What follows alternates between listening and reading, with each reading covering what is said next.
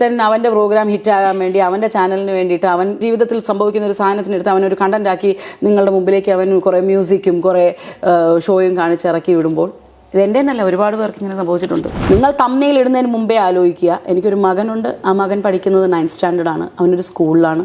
അവൻ്റെ ഒപ്പം അവൻ്റെ ഫ്രണ്ട്സ് ഉണ്ട്. ആ ഫ്രണ്ട്സിൻ്റെ വീട്ടിൽ ഈ ഇൻ്റർവ്യൂസ് കാണും, ഈ തംനെയിൽസ് കാണും. ഈ തംനെയിൽ അവരുടെ വീട്ടിൽ ഉന്നയിക്കപ്പെടും. അത് ആ കുട്ടികൾ കേൾക്കും.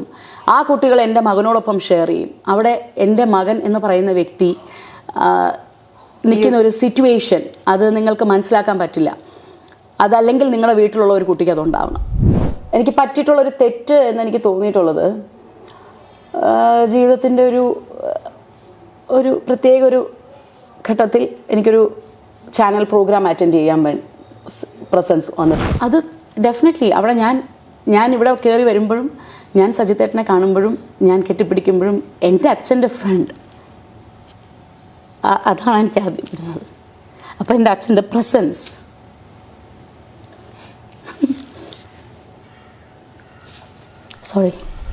അമ്മ എന്ന് വിളിക്കുമ്പോൾ അതിന് വിളി കേൾക്കാൻ ഒരാളുണ്ടാകണം എന്ന് മാത്രമേ ഉള്ളൂ എൻ്റെ ചിന്താഗതി. ഹായ് ഹലോ, മീഡിയ ഭാരതിന്റെ പുതിയൊരു ചാറ്റ് ഷോയിലേക്ക് സ്വാഗതം. ഞാൻ Athena and this is our chat show chat with Athena. ഇന്ന് നമ്മുടെ അതിഥിയായി എത്തിയിരിക്കുന്നത് സ്ക്രീൻ പ്രസൻസ് കൊണ്ടും ഡയലോഗ് ഡെലിവറി കൊണ്ടും വളരെ പവർഫുൾ ആയിട്ടുള്ള ഒരു ലേഡി സ്റ്റാർ ആണ്. നമുക്ക് സ്വാഗതം ചെയ്യാം രേഖ രതീഷ്. വെൽക്കം മാം. നമസ്കാരം. അപ്പോൾ ചേച്ചി, നമ്മുടെ ഈ സിനിമയിലേക്ക് അല്ലെങ്കിൽ സീരിയലിലേക്ക് വന്നെത്തിയല്ലോ. അപ്പോൾ ആ ഒരു സമയം ബാല്യകാലത്തെ ആ ഒരു അനുഭവങ്ങളൊക്കെ ഉണ്ടാവുമല്ലോ ചേച്ചിക്ക്. ആ ബാല്യത്തിൽ നിന്നും ആണോ ആ ഒരു സമയത്ത് തന്നെ ഇതിലേക്ക് എത്തിപ്പെടണം എന്നൊരു താല്പര്യം ഉണ്ടായിരുന്നു, അല്ല ആകർഷണം ഉണ്ടായത് സിനിമ, സീരിയൽ, അഭിനയം, ഈ ഒരു ആകർഷണം ഉണ്ടായത് ഏത് കാലം തൊട്ടെയാണ്? ഇല്ല, കുഞ്ഞിലെ തൊട്ട് അങ്ങനെ ഒരു തോട്ട് എനിക്ക് ഇല്ല. ഫസ്റ്റ് ഓഫ് ഓൾ അച്ഛൻ അമ്മ രണ്ടുപേരും ഈ ഫീൽഡിലുള്ളവരാണ്. ആൻഡ് അച്ഛൻ്റെ ഒരു ഇഷ്ടം എന്ന് പറയുന്നത് ഞാൻ ഈ ഫീൽഡിലോട്ട് വരുന്ന അച്ഛന് ഇഷ്ടമില്ലാത്തൊരു കാര്യമായിരുന്നു. പിന്നെ സംവേർ അതങ്ങനെ സംഭവിച്ചപ്പോൾ എല്ലാവരും കൊള്ളാമെന്ന് പറഞ്ഞപ്പോൾ അത് അച്ഛന് ഭയങ്കര ഇഷ്ടമുള്ളൊരു കാര്യമായി മാറി.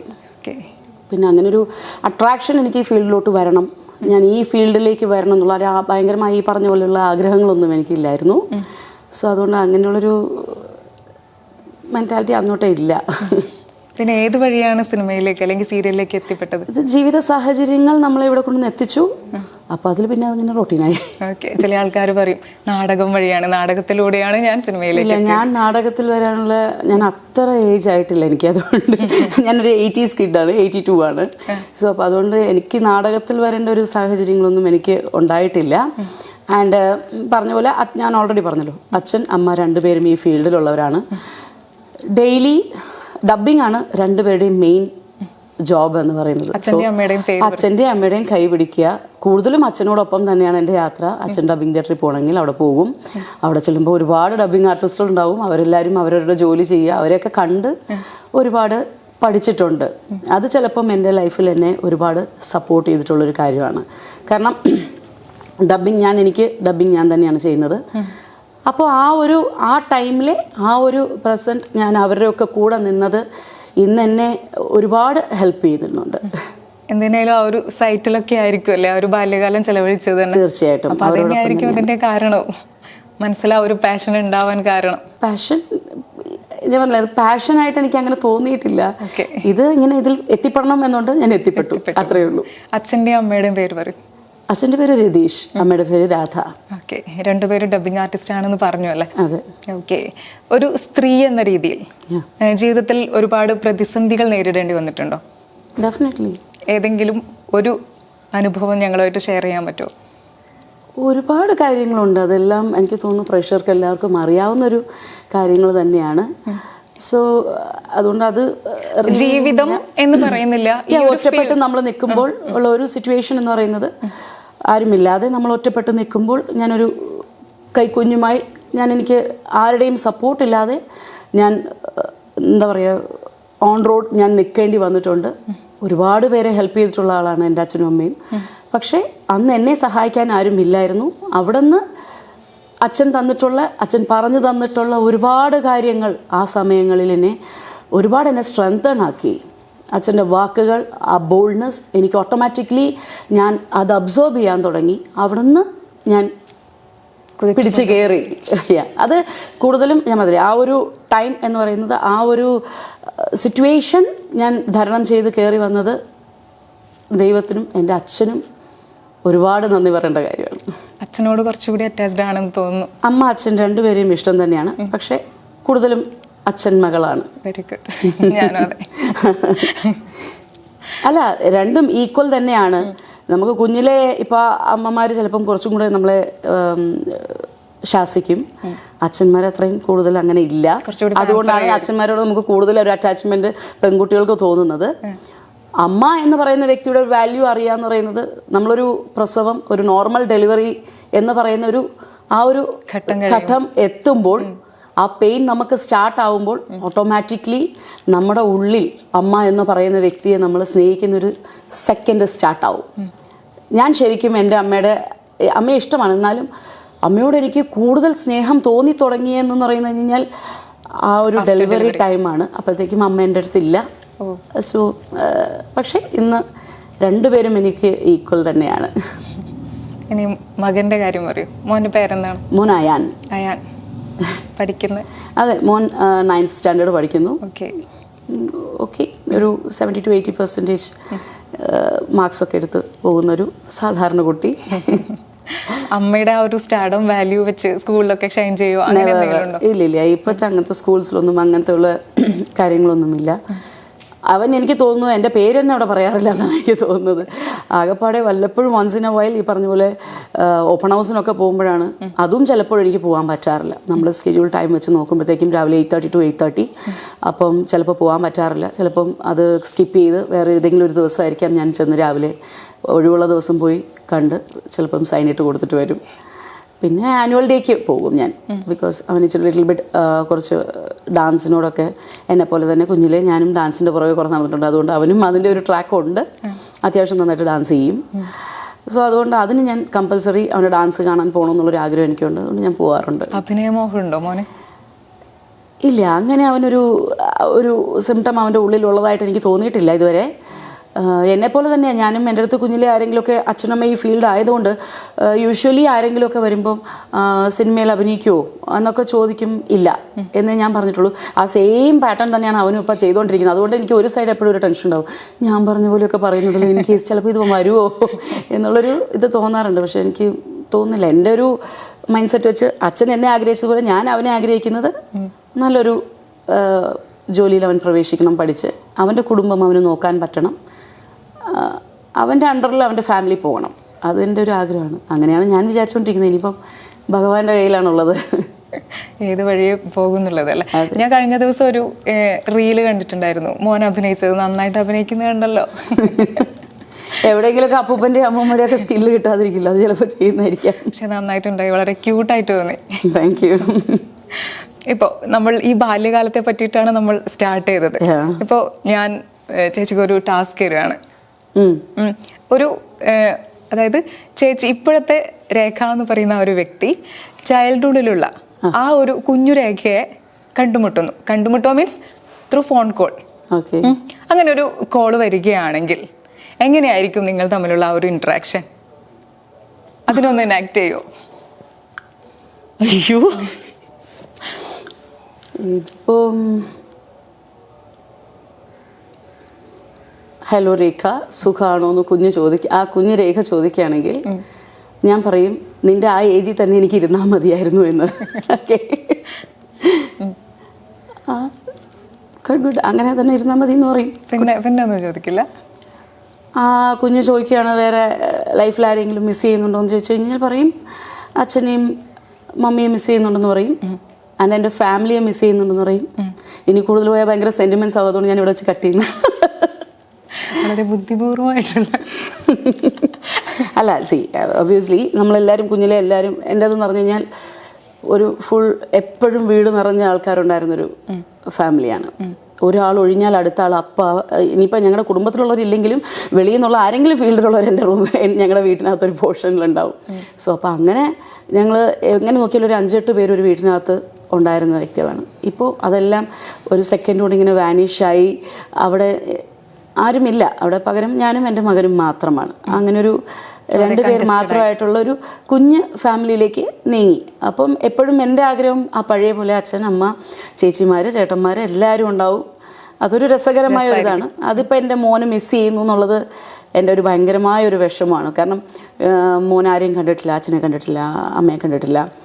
അപ്പോൾ അതൊക്കെ അവന് ഭയങ്കരം എപ്പോഴും ഇടയ്ക്കുള്ളൊരു വലിയ വലിയ കാര്യങ്ങളെക്കാൾ അവന് മിസ് ചെയ്യുന്നത് അവൻ്റെ അപ്പൂപ്പൻ, അമ്മൂമ്മ, അവരൊക്കെ എന്നെ കണ്ടിട്ടുണ്ടോ, അല്ലെങ്കിൽ അപ്പൂപ്പൻ എങ്ങനെയായിരുന്നു, അങ്ങനെയായിരുന്നു, എന്താ ഇഷ്ടം, അതൊക്കെ ചോദിക്കുമ്പോൾ അതൊക്കെ ഭയങ്കര ഒരു മിസ്സിങ് അല്ലേ. അപ്പം അങ്ങനെയുള്ള കാര്യങ്ങളൊക്കെയാണ് ഇപ്പോൾ നമ്മൾ കൂടുതലും മിസ് ചെയ്യുന്നതും. അങ്ങനെയൊക്കെ ഉണ്ടാവണം എന്നുള്ളതാണ് ആഗ്രഹം. ഈ ഒരു ലൈഫിൽ ഏറ്റവും കൂടുതൽ സ്വാധീനം ചെലുത്തിയ വ്യക്തി ആരാണെന്ന് ചോദിച്ചാൽ ആരുടെ പേര് പറയും? ഡെഫിനറ്റ്ലി എൻ്റെ അച്ഛൻ തന്നെയാണ്. മാറ്റി നിർത്താൻ ഒരിക്കലും പറ്റത്തില്ല. എൻ്റെ അച്ഛൻ്റെ വാക്കുകളും എൻ്റെ അച്ഛൻ്റെ പ്രസൻസും എൻ്റെ അച്ഛൻ്റെ വിയർപ്പും അധ്വാനവുമാണ് ഇന്ന് ഞങ്ങളുടെ വീട്ടിലുള്ള എല്ലാവരും ഇതുവരെ നിൽക്കുന്നതും. അതേസമയം എനിക്ക് അച്ഛൻ്റെ ആ ഒരു ബ്ലഡ് എൻ്റെ ഉള്ളിലുള്ളത് കൊണ്ടായിരിക്കും. എൻ്റെ അച്ഛൻ ഭയങ്കര അഭിനയമോഹിയായിരുന്നു എന്ന് ഞാൻ കേട്ടിട്ടുണ്ട്. അഭിനയിക്കാനാണ് ആദ്യമായിട്ട് അച്ഛൻ ചെന്നൈയിലേക്ക് പോകുന്നത് ട്രിവാൻഡ്രത്തുനിന്ന്. പക്ഷേ എന്തോ അച്ഛൻ്റെ ഒരു അതിലേക്ക് കൂടുതൽ ഇത് ചെയ്യാൻ പറ്റിയില്ല, കോൺസെൻട്രേറ്റ് ചെയ്യാൻ പറ്റില്ല. അച്ഛൻ പകരം ഡബ്ബിങ്ങിലാണ് കൂടുതലും അച്ഛൻ നിന്നത്. പിന്നെ ഒരു പ്രൊഡ്യൂസറിൻ്റെ അണ്ടറിൽ മാത്രം പേഴ്സണൽ പ്രൊഡക്ഷൻ കൺട്രോളറായിട്ട് വർക്ക് ചെയ്തിട്ടുണ്ട് പുള്ളിയുടെ ഇഷ്ടപ്രകാരം. സോ അപ്പോൾ അതുകൊണ്ട് എന്താ പറയുക, ഒബ്വിയസ്ലി ആ ഒരു ധൈര്യവും അച്ഛൻ പറഞ്ഞു തന്നിട്ടുള്ള വാക്കുകളും. അച്ഛൻ എപ്പോഴും നമ്മൾ റോഡിൽ സ്കൂൾ വിട്ട് നടന്നു വരികയാണെങ്കിൽ നമ്മൾ ബാഗിൻ്റെ വെയിറ്റ് കാരണം ഓട്ടോമാറ്റിക്കലി ഇങ്ങനെ പോകും. നമ്മൾ ലഞ്ച് ബാഗും പിടിച്ച് ഇങ്ങനെ വരുമ്പം.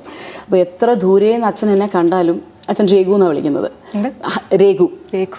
അപ്പോൾ അങ്ങനെയാണ് വിളിക്കുന്നത്. അപ്പം നമ്മൾ 100 ഫീറ്റ് റോഡ് ക്രോസ് ചെയ്ത് ഇറങ്ങി വരുന്ന ഇറക്കത്തിൽ അച്ഛൻ, നമ്മുടെ വീട് അവിടെയായിട്ടാണ്. സോ അപ്പോൾ അവിടെ നിന്ന് അച്ഛൻ കാണുകയാണെങ്കിൽ ഈ ഇങ്ങനെ കുനിഞ്ഞു വരുന്നുണ്ട് കഴിഞ്ഞാൽ ഉറക്കെ വിളിക്കും.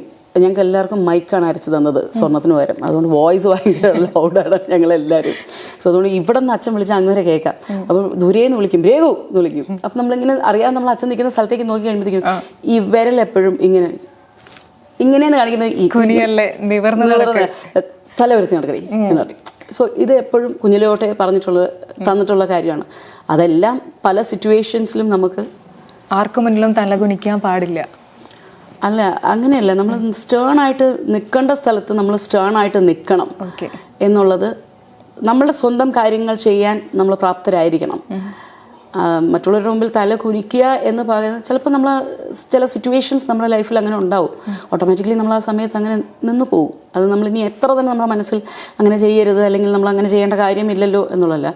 സിറ്റുവേഷൻ ആണ് നമ്മളെ തിരിക്കുന്നതും മറിക്കുന്നതും. സോ അതുകൊണ്ട് അതൊക്കെ തന്നെയാണ് കൂടുതലും. ആ ഒരു ബോൾഡ്നെസ്സും കാര്യങ്ങളെല്ലാം അവിടെ തന്നെയാണ് ജീവിതത്തെ സ്വാധീനിച്ച വ്യക്തിയല്ലേ. ഓക്കെ, ഒരുപാട് കഥാപാത്രം ഈ ഒരു കാലയളവിൽ തന്നെ ചേച്ചി ചെയ്തിട്ടുണ്ട്. അപ്പോൾ അതിൽ നിന്നും ഏതെങ്കിലും ഒരു കഥാപാത്രം, ആ കഥാപാത്രം വഴി സ്വന്തം ജീവിതം, അതുവഴി ക്യാരക്ടർ, അങ്ങനെയുള്ള ഒരു ചേഞ്ചസ് ഒക്കെ വന്നിട്ടുണ്ടോ? അങ്ങനെ ജീവിതത്തെ സ്വാധീനിച്ച ഒരു ക്യാരക്ടർ എന്നെ പോലെ തന്നെയുള്ള ഒബ്വിയസ്ലി ഞാൻ മല്ലിക പ്രതാപ് എന്ന് പറയുന്ന മഞ്ഞിൽ വിരിഞ്ഞു പോകുന്ന സീരിയലിൽ മല്ലിക പ്രതാപ് കൂടുതലും എൻ്റെ ക്യാരക്ടറുമായിട്ട് എനിക്ക് ഒരുപാട് സ്വാധീനം ഉണ്ടെന്ന് എനിക്ക് തോന്നിയിട്ടുള്ളത്. സ്ട്രോങ് ആയിട്ടുള്ള ഒരു ക്യാരക്ടർ. എനിക്ക് ഭയങ്കര, ഞാൻ പറഞ്ഞില്ലേ, എനിക്ക് അങ്ങനെ ഭയങ്കര ഹെവി ആയിട്ടൊന്നും എടുത്തു വെക്കാതെ, അതിനെക്കുറിച്ച് ആലോചിച്ച് തലപുണ്ണാക്കാതെ വളരെ ഈസി ആയിട്ട് ഇങ്ങനെയാണ് പ്രസൻറ്റ് ചെയ്യുന്നത് എന്ന് പറയുമ്പോഴത്തേക്കും എനിക്കത് കൂടുതലും ഞാനായിട്ട് തന്നെ ചെയ്യുന്നതായിട്ട് എനിക്ക് പലപ്പോഴും തോന്നിയിട്ടുള്ളത് മല്ലിക പ്രതാപാണ്. അങ്ങനെയാണെങ്കിൽ ഏതെങ്കിലും ഒരു കഥാപാത്രം ചെയ്തു കഴിഞ്ഞ് അത് നമ്മുടെ ഉള്ളിൽ നിന്നും ഇറങ്ങിപ്പോവാത്ത ഒരു സിറ്റുവേഷൻ ഉണ്ടായിട്ടുണ്ടോ? അത് അങ്ങനെ വെച്ചാൽ പരസ്പരം പത്മാവതി അമ്മ, അതെനിക്ക് ചില സമയങ്ങളിൽ ഞാൻ വീട്ടിൽ മോനെ എന്ന് വിളിക്കുമ്പോഴോ, അല്ലെങ്കിൽ ചിലപ്പോൾ എന്താ പറയുക, ഇപ്പം കൃഷ്ണനായിട്ട് അഭിനയിച്ച പുള്ളിയെ, പ്രദീപേട്ടൻ എന്നാണ് പേര്, ചിലപ്പം നേരിട്ട് കാണുമ്പോൾ കേട്ടില്ല, കൃഷ്ണ എന്ന് വിളിക്കും, കൃഷ്ണേട്ടാന്നറിയാതെ വരും. പത്മാവതി എനിക്ക് തോന്നുന്നു പരസ്പരം ഞാൻ 5.5 to 6.5 years ത്രൂ ഒറ്റ ക്യാരക്ടർ ഇങ്ങനെ ഫേസ് പിടിച്ച് പോയതാണ്. അപ്പം അത് കഴിഞ്ഞ് ഇറങ്ങിയപ്പം എനിക്കൊരു ഭയങ്കരമായിട്ടൊരു ബുദ്ധിമുട്ട് അയ്യോ പത്മാവതി ഇല്ല, അല്ലെങ്കിൽ ചില സ്ഥലങ്ങളിൽ പത്മാവതി പ്രൊവോക്ക് ചെയ്ത് സംസാരിക്കും പെട്ടെന്ന്. അതങ്ങനെയല്ലല്ലോ ഇങ്ങനെയല്ലേ എന്നൊക്കെ ഉള്ള. അപ്പം ചില സമയങ്ങളിൽ നമുക്ക് നമ്മുടെ വീട്ടിൽ പെരുമാറുമ്പോൾ ചിലപ്പോൾ അറിയാതെ പത്മാവതിയുടെ സിംറ്റംസ് എവിടെയോ വരുന്നോ എന്ന് എനിക്ക് തോന്നൽ വരാറുണ്ട്. ഭയങ്കരമായിട്ട് മിസ് ചെയ്യുന്നതായിട്ടും എനിക്ക് തോന്നാറുണ്ട്. അത് ഈക്വലി എനിക്ക് മഞ്ഞിൽ വിരിഞ്ഞ പൂവിലെ മല്ലികാ പ്രതാപം എനിക്ക് തോന്നാറുണ്ട് ചില സമയങ്ങളിൽ. അയ്യോ മല്ലിക മിസ്സാവുന്നല്ലോ എന്നൊക്കെ എനിക്ക് തോന്നാറുണ്ട് ചിലപ്പോൾ. അതായത് പ്രേക്ഷകർ ഹൃദയം കൊണ്ട് ഏറ്റെടുത്ത ഒരു ക്യാരക്ടർ തന്നെയായിരിക്കും അല്ലെ ഈ പത്മാവതി? പരസ്പരം പത്മാവതി എത്ര ഇനി എന്നെ കൊണ്ടുപോയി എങ്ങനെയൊക്കെ മാറ്റി കൊണ്ടുവന്നാലും, ഞാൻ എത്ര വേഷം മാറി വന്നാലും എന്നെ ജനം കണ്ടാൽ ആദ്യം പറയുന്നത് പത്മാവതി അമ്മ എന്നേ പറയത്തുള്ളൂ എന്നാണ് എൻ്റെ വിശ്വാസം. അങ്ങനെ ഇതുവരെയും പറഞ്ഞിട്ടുള്ളൂ. അതെ, സൂരജിന്റെ അമ്മ അല്ലെങ്കിൽ പത്മാവതി ഇങ്ങനെയേ പറയാറുള്ളൂ. ആ ഒരു ക്രൂ മെമ്പേഴ്സ് ആയിട്ടുള്ള കണക്ഷൻ ഇപ്പോഴും തുടരുന്നുണ്ടോ? ഞാൻ ഒരു സെറ്റിലും ആരുമായിട്ടും ഒരു പരിധിക്കപ്പുറം ഞാൻ മിങ്കിളാവാറില്ല. എല്ലാവരുടെ അടുത്തും ഒരു ഡിസ്റ്റൻസ് കീപ്പപ്പ് ചെയ്യാറുണ്ട്. ആൻഡ് സെറ്റിൽ ഞാൻ തനിച്ചേ ഇരിക്കാറുള്ളൂ. ആരോടും അങ്ങനെ എനിക്കങ്ങനെ പ്രത്യേകിച്ച് എല്ലാവരോടും സംസാരിക്കാനുള്ള ടോപ്പിക്സ് എൻ്റെ അടുത്തില്ല. എല്ലാവരും സംസാരിക്കുമ്പം ചിരിക്കും, തമാശ പറയെല്ലാം ചെയ്യും. പക്ഷെ എനിക്ക് അങ്ങനെ എനിക്ക് എൻ്റെതായ ഒരു പരിധി ഞാൻ തന്നെ വെച്ചിട്ടുണ്ടോ, അതല്ലെങ്കിൽ അതങ്ങനെ ആവുന്നതാണോ, അല്ലെങ്കിൽ കേട്ട് വളർന്നത് അങ്ങനെ ആയതുകൊണ്ട് അങ്ങനെ ആയി പോകുന്നതാണോ എന്ന് എനിക്കറിയത്തില്ല. അപ്പോൾ അതുകൊണ്ട് കൂടുതൽ അങ്ങനെ ആരുടെ ആവാറില്ല. അഥവാ ഞാൻ സംസാരിക്കുന്നുണ്ടെങ്കിലും കൂടുതലും ചിലപ്പോൾ ടെക്നീഷ്യൻ സൈഡ്, ഡയറക്ടർ അല്ലെങ്കിൽ അസോസിയേറ്റ് ഡയറക്ടേഴ്സ്, അസിസ്റ്റൻറ്റ് ഡയറക്ടേഴ്സ്, കോസ്റ്റ്യൂമേഴ്സ്, അവരൊക്കെ ആയിട്ട് കുറച്ചും കൂടെ ഞാൻ എൻ്റെ വീട്ടിലുള്ളവരോട് പെരുമാറുന്ന രീതിയിൽ പെരുമാറുന്നത് അവരോടൊക്കെ ആയിരിക്കും. പ്രൊഡക്ഷനിൽ വർക്ക് ചെയ്യുന്ന പിള്ളേർ ഇവരൊക്കെ ആയിരിക്കും എൻ്റെ കൂടുതലും. ഞാൻ വർക്ക് ഇല്ലാത്ത സമയത്ത്, ഷോട്ടിലല്ലാത്ത സമയത്ത് ഞാൻ എൻ്റെ ടൈം സ്പെൻഡ് ചെയ്യുന്നത് കൂടുതലും ഇവരോടൊക്കെ ആയിരിക്കും. കാരണം ഞാൻ ഇരിക്കുന്ന ഒറ്റയ്ക്കായിരിക്കും. സോ ആരെങ്കിലും സറൗണ്ട് ചെയ്ത് ആ സ്ഥലത്ത് വരും. അപ്പോൾ അവരോടൊന്നിരിക്കുമ്പോൾ ഞാൻ അവരുമായിട്ടായിരിക്കും കൂടുതലും സംസാരിക്കുന്നത്. പിന്നെ മക്കളായിട്ട് അഭിനയിക്കുന്നവരുടെ കൂടെയും കൂടെ അഭിനയിക്കുന്ന ഹസ്ബൻഡായിട്ടുള്ള ക്യാരക്ടേഴ്സിൻ്റെ കൂടെയൊക്കെ സംസാരിക്കും. ഭയങ്കര ഒരു പരിധി വിട്ട് 1-2 അടികൾ കിട്ടിയതിന് ശേഷം ഞാൻ പിന്നെ അങ്ങോട്ട് കിടക്കാറില്ല. ഇപ്പുറത്ത് നിന്ന് യെസ്, ഹലോ, ഹായ്, ബൈ. അതന്നെയായിരിക്കും നല്ലത്. അതാണ് ഏറ്റവും നല്ലത്. ഈ ഫീൽഡിനെ സംബന്ധിച്ചിടത്തോളം എനിക്ക് ഈ ഫീൽഡ് അറിയത്തുള്ളൂ. എനിക്ക് മറ്റുള്ള ഫീൽഡുകളെ കുറിച്ച് എനിക്ക് വലിയ ധാരണയില്ല. സോ ഈ ഫീൽഡിൽ എപ്പോഴും നമ്മൾ വരുന്നു, നമ്മൾ എന്തിനു വരുന്നു, നമ്മൾ എന്ത് ചെയ്യണം അത് ചെയ്യുക. നമ്മൾ നമ്മുടെ കാര്യം നോക്കി പോവുകയാണെന്നുണ്ടെങ്കിൽ ഏറ്റവും ബെസ്റ്റ് റിസൾട്ട് ആൻഡ് സേഫ്റ്റി നമുക്കതാണ്. ആദ്യമൊക്കെ ഞാൻ മറ്റുള്ളവർക്ക് വേണ്ടിയൊക്കെ സംസാരിക്കും. അതെന്തിനാണ് നിങ്ങൾ അങ്ങനെ ചെയ്തേ, അത് അവർക്ക് അങ്ങനെയല്ലേ ഇങ്ങനെയല്ലേ എന്നൊക്കെ ചോദിച്ചാൽ അവർക്ക് വേണ്ടി ഇടപെടും, സംസാരിക്കും. അപ്പം ഇടപെട്ടത് ആർക്ക് വേണ്ടിയാണോ അവർ തന്നെ നമുക്ക് തിരിഞ്ഞു നിൽക്കും. സോ അതുകൊണ്ട് 1-2 അനുഭവങ്ങൾ അങ്ങനെ നമുക്ക് ഉണ്ടായപ്പോൾ പേഴ്സണലി ഞാൻ തന്നെ മനസ്സിലാക്കി. മറ്റൊരു ഇതുണ്ടല്ലോ, മറ്റേ കണ്ടില്ല, മിണ്ടില്ല, കേട്ടില്ല എന്നുള്ള രീതിയിൽ. അതെ, ഞാനത് വാങ്ങിച്ചു വെച്ചിട്ടുണ്ട് വീട്ടിൽ. 3 monkeys അതുപോലെ ബുദ്ധാസ് ഇരിപ്പുണ്ട്. കണ്ടില്ല, മിണ്ടില്ല, കേട്ടില്ല.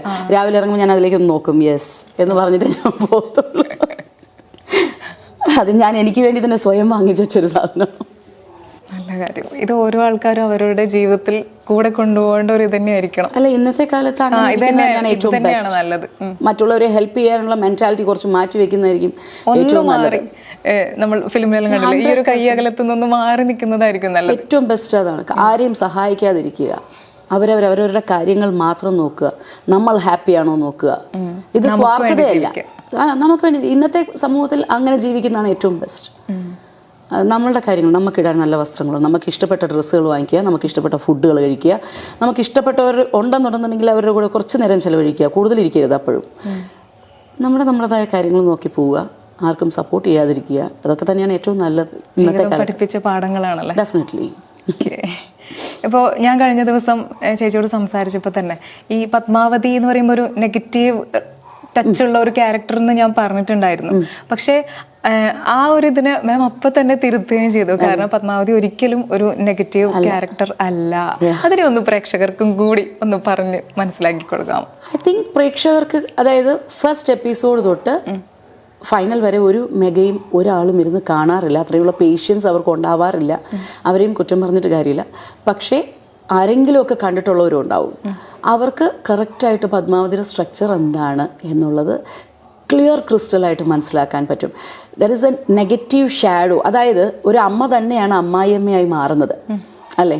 പക്ഷെ എപ്പോഴും പറയുമ്പോൾ അത് അവളുടെ അമ്മായിയമ്മ എന്നേ പറയത്തുള്ളൂ, അല്ലേ? ഒരു പെൺകുട്ടിയുടെ അമ്മായിയമ്മയെ അവളുടെ അമ്മായിയമ്മയാണ് എന്ന് മാത്രമേ പറയാറുള്ളൂ. അമ്മയാണ് എന്ന് പറയാൻ ആരും തയ്യാറാകാറില്ല. ശരി.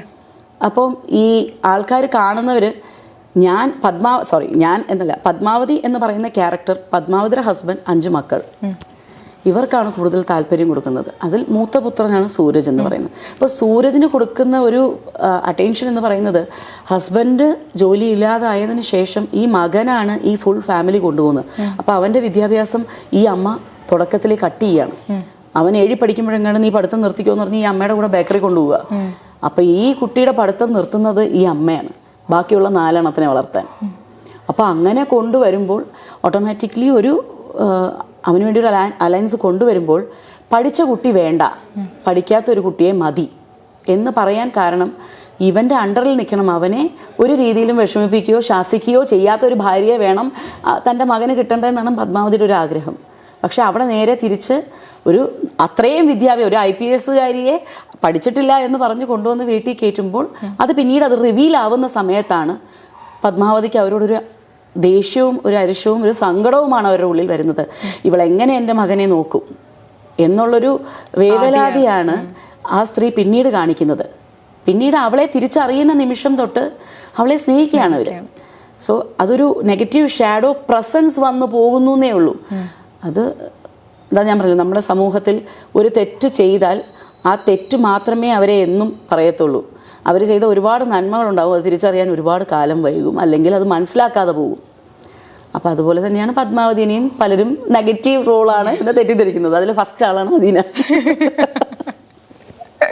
ഇപ്പൊ തിരുത്തിയല്ലോ. നമ്മൾ എന്ത് തെറ്റ് ചെയ്താലും അതിനെ തിരുത്തിയാൽ ഓക്കെ ആയി. അതെ, തിരുത്താനുള്ള അവസരം കൂടെ കിട്ടണം ഇതുപോലെ. കിട്ടിയല്ലോ. Anyway thank you. പിന്നെ അതുപോലെ ഇപ്പോൾ നമുക്ക് ഒരുപാട് ലെഷർ ടൈമൊക്കെ ഉണ്ടാവുമല്ലോ.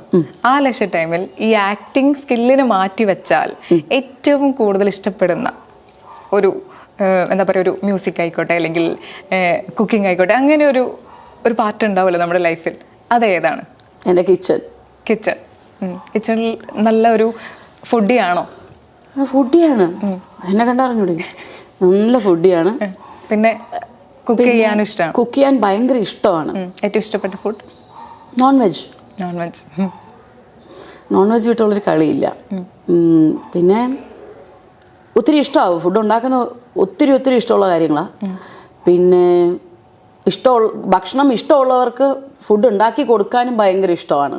ഞാൻ പറഞ്ഞില്ലേ, അത് കുഞ്ഞിലേ തൊട്ടേ ഉള്ളൊരു കണ്ടു വന്നതായിരിക്കാം. പിന്നെ എൻ്റെ അമ്മ നന്നായിട്ട് ഫുഡ് ഉണ്ടാക്കുന്ന വ്യക്തിയാണ്. അമ്മ ഭയങ്കര കൈപ്പുണ്യമുള്ള സ്ത്രീയാണ്. അവർ ഉണ്ടാക്കുന്ന നോർമലായിട്ട് ചുമ്മാ ഒരു ചമ്മന്തി അരച്ചാൽ പോലും ഭയങ്കര ടേസ്റ്റിയാണ്, യമ്മിയാണ്. അപ്പം എവിടെയെങ്കിലും അത് കിട്ടിയിട്ടുണ്ടാവും തോന്നുന്നു. പിന്നെ ഞാൻ കേട്ടിട്ടുണ്ട് ചേച്ചിയുടെ അച്ഛൻ നല്ലൊരു സൽക്കാരപ്രിയനാണ്. അത് ഞാൻ പറഞ്ഞില്ലേ, 24 hours വീട്ടിൽ എപ്പോഴും നമ്മുടെ വീട്ടിലുള്ളവർക്ക് എപ്പോഴും വീട്ടിൽ പറയും, ഒരു നേരത്തെ ആഹാരം എപ്പോഴും കലത്തിലുണ്ടാവണം. അത് അച്ഛന് നിർബന്ധമായിരുന്നു. അതിന് വരുന്നവർക്ക് അച്ഛൻ്റെ കയ്യിൽ ഇത്രയേ പൈസ ഉള്ളെങ്കിലും അതിനേക്കാൾ കൂടുതൽ ചിലവ് ചെയ്ത് ഫുഡും കാര്യങ്ങളും വാങ്ങിച്ചു വെച്ച് ആര് വന്നാലും ഫസ്റ്റ് കോൾ വരും, രതീഷ ഞാൻ വന്നിട്ടുണ്ട്, ഫുഡ് കൊടുത്തു വിടണം. ഒരുപാട് പേര് ഫീൽഡിലുള്ള ഒരുപാട് പേര് വിളിച്ച് പറയാറുണ്ട്. അവരൊന്നും പേര് ഞാൻ പറയുന്നില്ല. അങ്ങനെയുള്ളവർ വിളിച്ച് പറയുമ്പോൾ അച്ഛനമ്മയോട് പറയും, അമ്മ കുക്ക് ചെയ്ത് കൊടുക്കും, കൊണ്ടുപോയി കൊടുക്കാറുണ്ട്. അല്ലെങ്കിൽ വീട്ടിൽ വന്ന് കഴിക്കുന്നവർ ഒരുപാട് പേരുണ്ട്. സോ ഫുഡ് തന്നെയാണ് അഭിനയം എന്നുള്ളത് മാറ്റി വെച്ചാൽ കൂടുതൽ സമയവും. അയാൻ ഭയങ്കര ഫുഡിയാണ്. അത് കറക്റ്റ് അപ്പൂപ്പനാ, അത് ഒരു രക്ഷയുമില്ലാത്തൊരു ഐറ്റമാണ്. അത് ചില സമയങ്ങളിൽ ഞാൻ അച്ഛൻ്റെ ഓരോരോ കുഞ്ഞു കാര്യങ്ങളും അച്ഛനെ വളരെ അടുത്തറിയാവുന്നവർക്ക് അറിയാൻ പറ്റും. അച്ഛനിങ്ങനെ ചില നോഡിങ്സ് ഉണ്ട് അച്ഛന്. അതായത് ഇങ്ങനെ നിന്ന് സംസാരിച്ചിട്ട് അപ്പുറത്ത് നിൽക്കുന്ന ഒരാളെ കളിയാക്കണമെങ്കിൽ ഇവിടെ ചെറുതായിട്ടൊന്ന് ഇട്ട് കൊടുത്ത് വെച്ചിട്ട് മിണ്ടാന്ന് പറയും. അപ്പോൾ ഇവിടെ നിന്ന് ഓട്ടോമാറ്റിക്കലി പറഞ്ഞു തുടങ്ങുമ്പോൾ അച്ഛനൊരു ചിരിയുണ്ട് ഉള്ളിൽ. ആ ചിരി അച്ഛൻ്റെ ഫേസിലേക്ക് വരും. അതൊരു രസകരമായ ഒരു അന്തരീക്ഷമാണ്. ആൻഡ് 2 എണ്ണം അടിച്ചാൽ എൻ്റെ അച്ഛൻ മദ്യപിക്കുന്ന വ്യക്തിയാണ്. അപ്പം കഴിച്ചു കഴിഞ്ഞാലും അച്ഛന് അങ്ങനത്തെ അതുപോലത്തെ ചില കാര്യങ്ങളെല്ലാം അയാൻ ഒപ്പിച്ചിട്ട് ഒന്നും അറിയാത്തതുപോലെ ഇങ്ങനെ വരും. ഈ നോഡിങ് അച്ഛൻ എപ്പോഴുള്ളൂ ഇങ്ങനെ വരും എന്ന് ചോദിക്കും. അതേ സാധനങ്ങളൊക്കെ അവൻ പ്രസൻറ്റ് ചെയ്യാറുണ്ട്. അപ്പം ഞാൻ ചിലപ്പോൾ നീ രതീഷാണോ എന്ന് ചോദിക്കും. അപ്പോൾ ഭയങ്കര ഒരു സൽക്കാരപ്രിയന. സെയിം ടൈം അതുപോലെ തന്നെ അയാനും ഫുഡിനോട് ഭയങ്കര ഇഷ്ടമാണ്. അതുകൊണ്ട് തന്നെയാണ് കൂടുതൽ സമയവും അടുക്കളയിൽ തന്നെ നിൽക്കുന്നതാണ്. അപ്പം അടുക്കളയിൽ നിൽക്കുമ്പോൾ പലപ്പോഴും ഞാൻ മിസ് ചെയ്യും അച്ഛനെയും മമ്മിയും രണ്ടുപേരും. കാരണം വെച്ച് കഴിഞ്ഞാൽ ഫുഡ് ഭയങ്കര ഇഷ്ടമുള്ള രണ്ടുപേർക്കും ഫുഡ് ഭയങ്കര ഇഷ്ടമാണ്.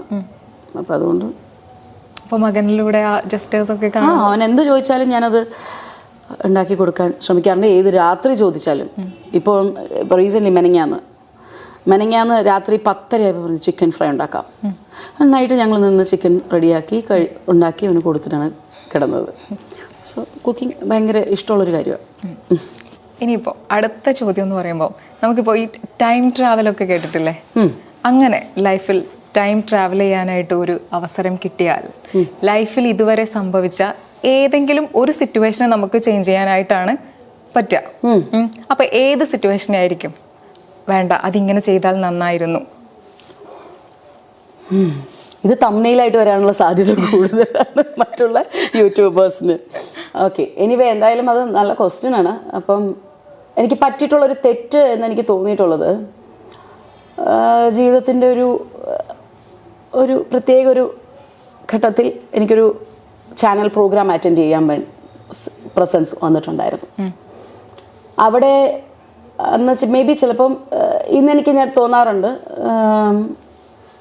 എൻ്റെ അറിവില്ലായ്മയുടെ ഒരു ഭാഗവും കൂടി ആയിരിക്കാം. ഞാൻ പറഞ്ഞില്ല, നേരത്തെ ഞാൻ പറഞ്ഞു എൻ്റെ വോയിസ് കുറച്ച് ലൗഡാണ്.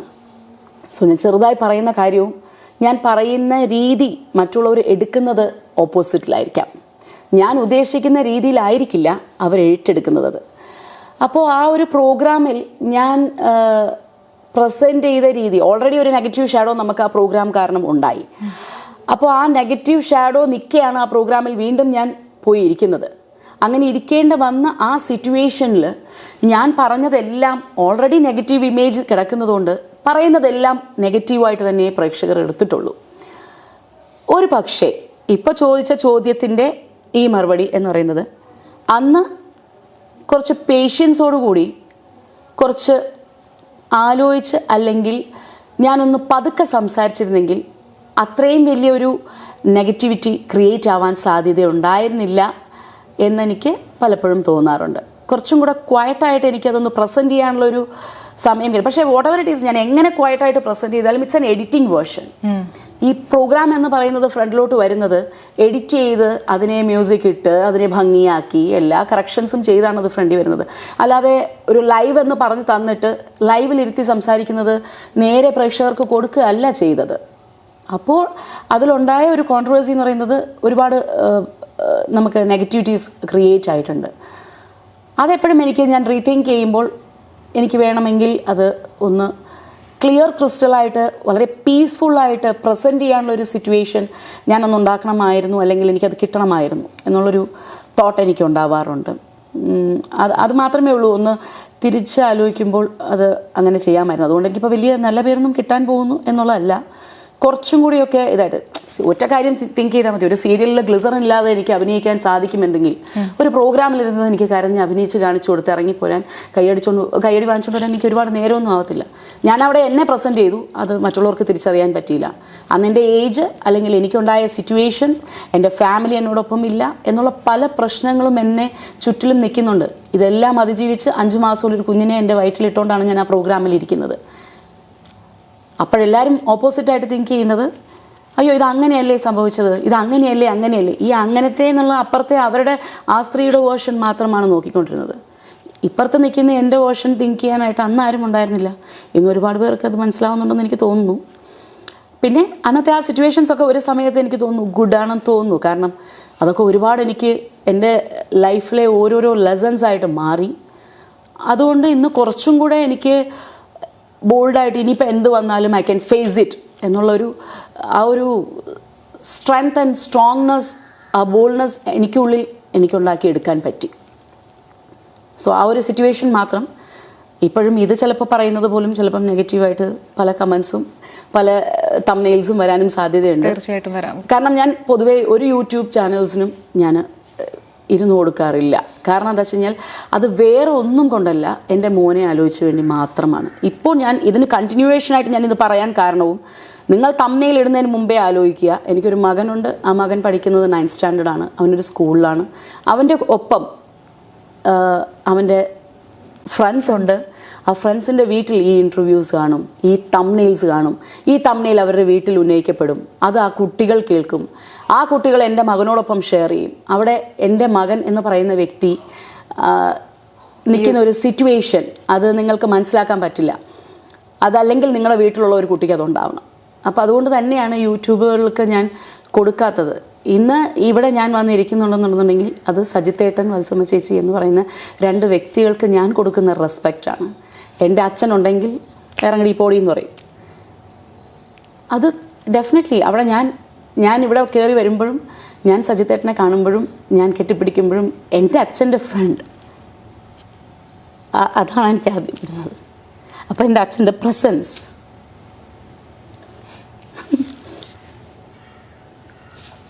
സോറി, യെസ്, നമുക്ക് നെക്സ്റ്റ് ക്വസ്റ്റ്യനിലേക്ക് പോവാം. സോ അത് ഓട്ടോമാറ്റിക്കലി നമുക്ക് വരിക. ഒരു നടി എന്ന രീതിയിൽ മലയാളം ടെലിവിഷൻ വ്യവസ്ഥയുടെ വളർച്ചയെ എങ്ങനെയാണ് നോക്കിക്കാണുന്നത്? ബിസിനസ്. എക്സാക്ട്ലി, അതൊരു ബിസിനസ് മാത്രമാണ്. പണ്ടെന്ന് പറയുമ്പോൾ പറയാം അത് കലയ്ക്ക് വേണ്ടി അങ്ങനെയൊക്കെ ഉണ്ടായിരുന്ന ആൾക്കാരൊക്കെ ഉണ്ടായിരുന്നു.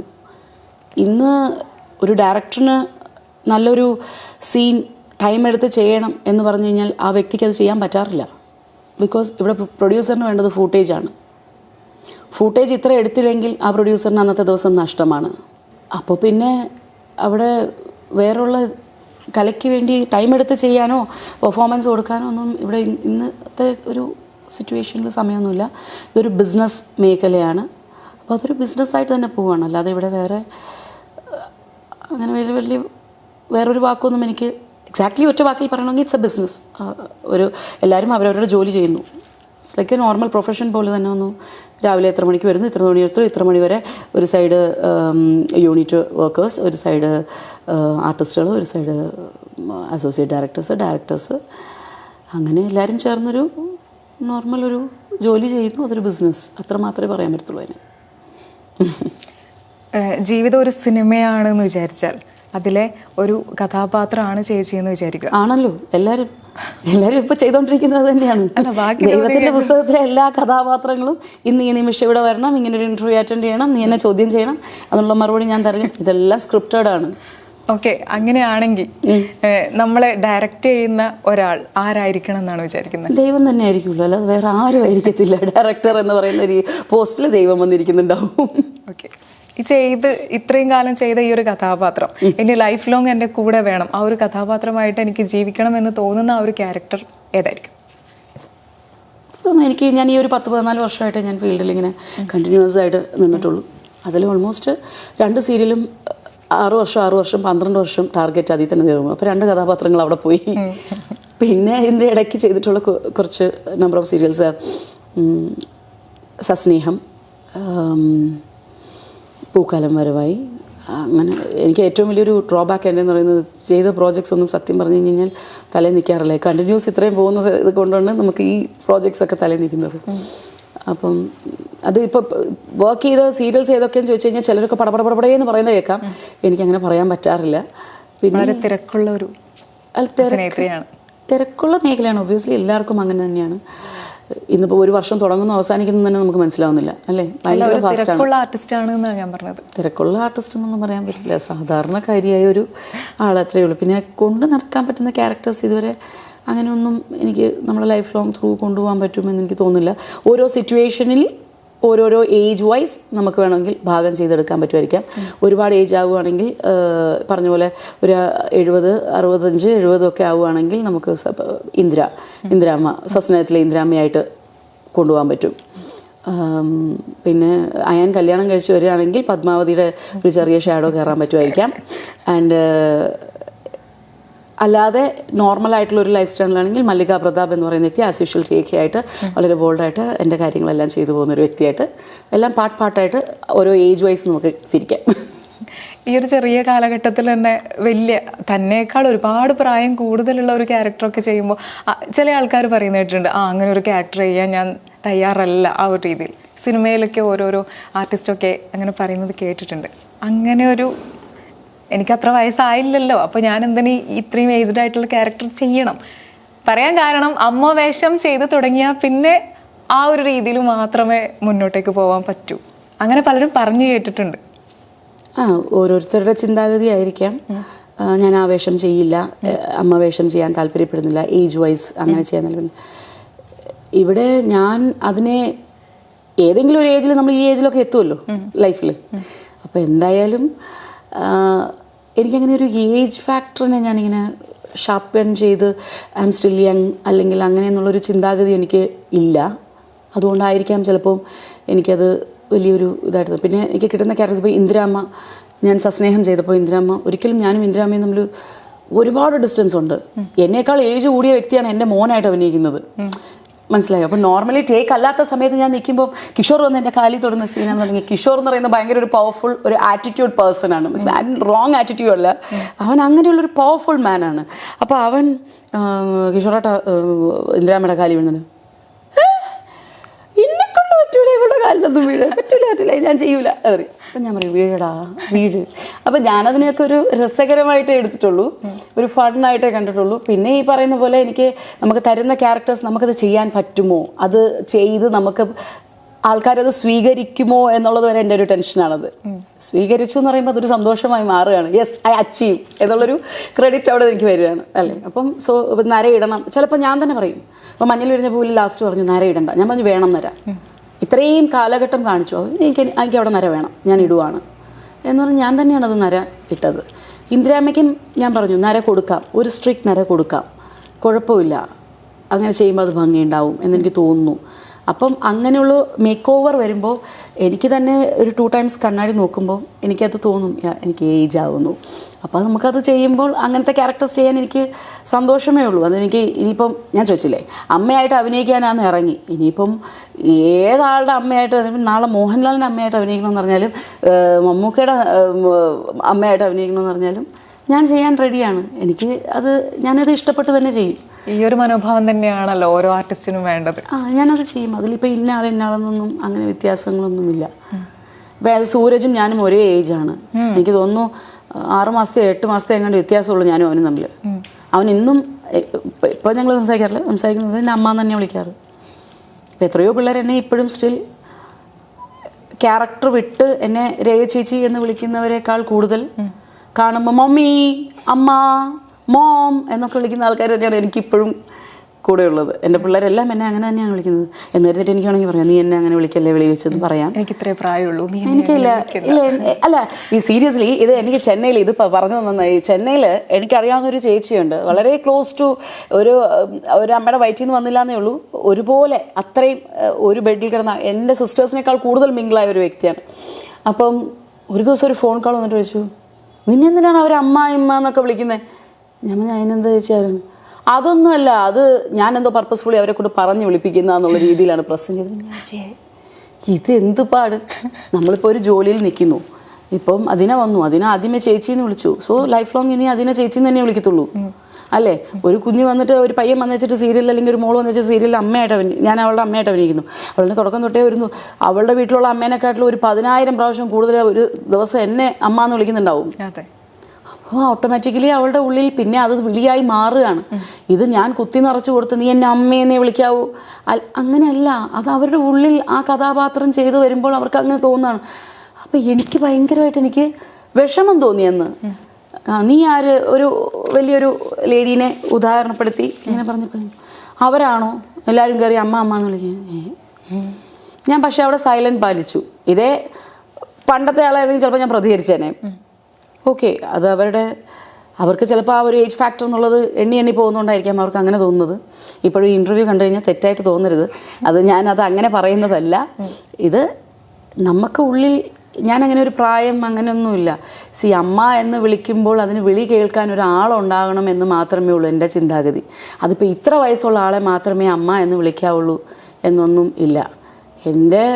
ഞാൻ നേരത്തെ പറഞ്ഞില്ലേ, ഞാൻ സൈതേട്ടനെ കണ്ടപ്പോൾ എൻ്റെ അച്ഛൻ്റെ പ്രസൻസ് തോന്നി എന്ന് പറഞ്ഞാൽ, എൻ്റെ അച്ഛൻ്റെ അത്രയും ഫ്രണ്ട്ലി ആയിട്ടുള്ള ഒരാളെ കാണുമ്പോൾ എനിക്ക് ആ ഒരു എൻ്റെ അച്ഛൻ ഇവിടെ സംവേറുണ്ട് എന്നുള്ളതാണ് എനിക്ക് തോന്നുക. അതിപ്പോൾ സൈതേട്ടനല്ല, സൈതേട്ടൻ്റെ കാറ്റഗറിയിലുള്ള ആരും എൻ്റെ അച്ഛൻ്റെ കൂടെ ഉണ്ടവരെ കണ്ടാലും എനിക്ക് എൻ്റെ കണ്ണ് നിറയും, എനിക്ക് എൻ്റെ ഉള്ളിൽ വിഷമം തോന്നും. അത് ഓട്ടോമാറ്റിക്കലി വരുന്നതാണ്. ചിലപ്പോൾ ഞാൻ കുറച്ച് സെൻറ്റിമെൻറ്റ്സ് കൂടുതലുള്ള ആളായതുകൊണ്ടായിരിക്കാം. അപ്പം അതുകൊണ്ട് അത് തെറ്റായി കാണരുത്. ഓരോരുത്തരുടെ രീതിയിൽ നമ്മളെ വിളിക്കും, അത് വിളി കേൾക്കാൻ ഞാൻ തയ്യാറാണ്. അത്രയേ ഉള്ളൂ. അതൊരു നല്ല പാട്ടിലാണ് ഞാനത് പറഞ്ഞത്. അതെ, അവർ നമുക്ക് തരുന്ന ആ ഒരു ബഹുമാനം അത്രയേ ഉള്ളൂ. ഇപ്പൊ എന്നേക്കാൾ പ്രായം കൂടിയ ഡയറക്ടേഴ്സ് എന്നെ ചേച്ചി കുട്ടി എന്ന് വിളിക്കുന്നവരുണ്ട്. ചേച്ചി കുട്ടി, ഇതാട്ടോ സിറ്റുവേഷൻ, ഇവിടെ ആട്ടോ നിൽക്കേണ്ടത്, ഇവിടെ നിന്ന് ഇങ്ങോട്ടാട്ടോ പോകേണ്ടത്, അങ്ങനെ പറയുന്നവരുണ്ട്. രേഖ എന്ന് വിളിച്ച് എന്നേക്കാൾ പ്രായം കൂടിയവരാന്ന് പറയുന്നവർ രേഖ എന്ന് വിളിച്ച് എന്നെ പറഞ്ഞു തരുന്നവരുണ്ട്. ചിലർ പ്രായം കൂടുതലുള്ളവരാണെങ്കിലും ചേച്ചി എന്ന് തന്നെ വിളിച്ച് പറഞ്ഞു തരുന്നവരുണ്ട്. ചിലർ അമ്മ അതാ ഇവിടെ നിൽക്കൂട്ടോ അമ്മ. അത് തരുന്ന ബഹുമാനമാണ്, ഒരു റെസ്പെക്റ്റാണ്, അല്ലാതെ നമ്മളെ ആ ഏജിൽ കാണുന്നു എന്നുള്ളതല്ല. ഇനി കൂടെ ഒരുപാട് ആൾക്കാർ അഭിനയിച്ചിട്ടുണ്ട്. അതേപോലെ നമ്മൾ ഒരുപാട് സിനിമ ആയിക്കോട്ടെ സീരിയൽസ് ആയിക്കോട്ടെ കണ്ട് നമുക്കൊരുപാട് ഇഷ്ടം തോന്നിയ ആൾക്കാരുണ്ടാകും അല്ലേ, ആർട്ടിസ്റ്റ്. അപ്പോൾ ഈ രേഖ രതീഷ് എന്ന ഒരു വ്യക്തിയെ മാറ്റി നിർത്തി അവരായിട്ട് മാറാൻ ഒരു അവസരം കിട്ടിയാൽ ആരെയായിരിക്കും ഓപ്റ്റ് ചെയ്യുക? ഇന്ന ആളായിട്ട് ഞാൻ ജനിച്ചിട്ടുണ്ടായിരുന്നെങ്കിൽ നന്നായിരുന്നേനെ. സീരിയൽ സിനിമ തന്നെ. Serial cinema.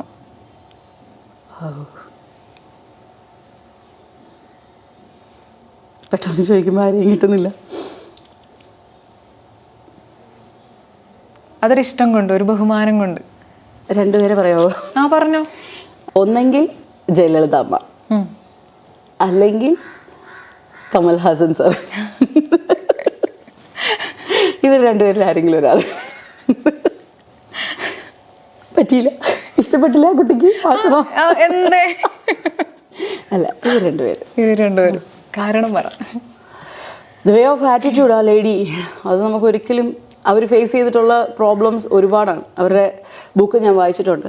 അതിലൊരുപാട് സിറ്റുവേഷൻസ് അവർ തരണം ചെയ്ത് വന്നിട്ടുള്ള രീതികൾ, പൊളിറ്റിക്സിലാണെങ്കിലും അവരുടെ ലൈഫ് വൈസ് ആണെങ്കിലും, ഒരു മകളായി, ഒരു എന്താ പറയുക, ഒരു വൈഫ് എന്നുള്ളൊരു സിറ്റുവേഷൻ അല്ല, അതിനെ ക്രോസ് ചെയ്തിട്ടുള്ള കുറേ ബന്ധങ്ങൾ, അതെല്ലാം തരണം ചെയ്ത് പിന്നെ അവിടെ നിന്ന് ആ വ്യക്തിയെ മിസ് ചെയ്യുമ്പോൾ ആ വ്യക്തിയുടെ അവിടെ നിന്ന് ആക്ഷേപിച്ച് അവരെ ഇറക്കി വിടുന്നു. അവരൊന്നുമില്ലാതായി പോകുന്നു. ആ വ്യക്തി ഉള്ളത് വരെ ആ വ്യക്തിക്ക് അവർ ജെമ്മായിരുന്നു.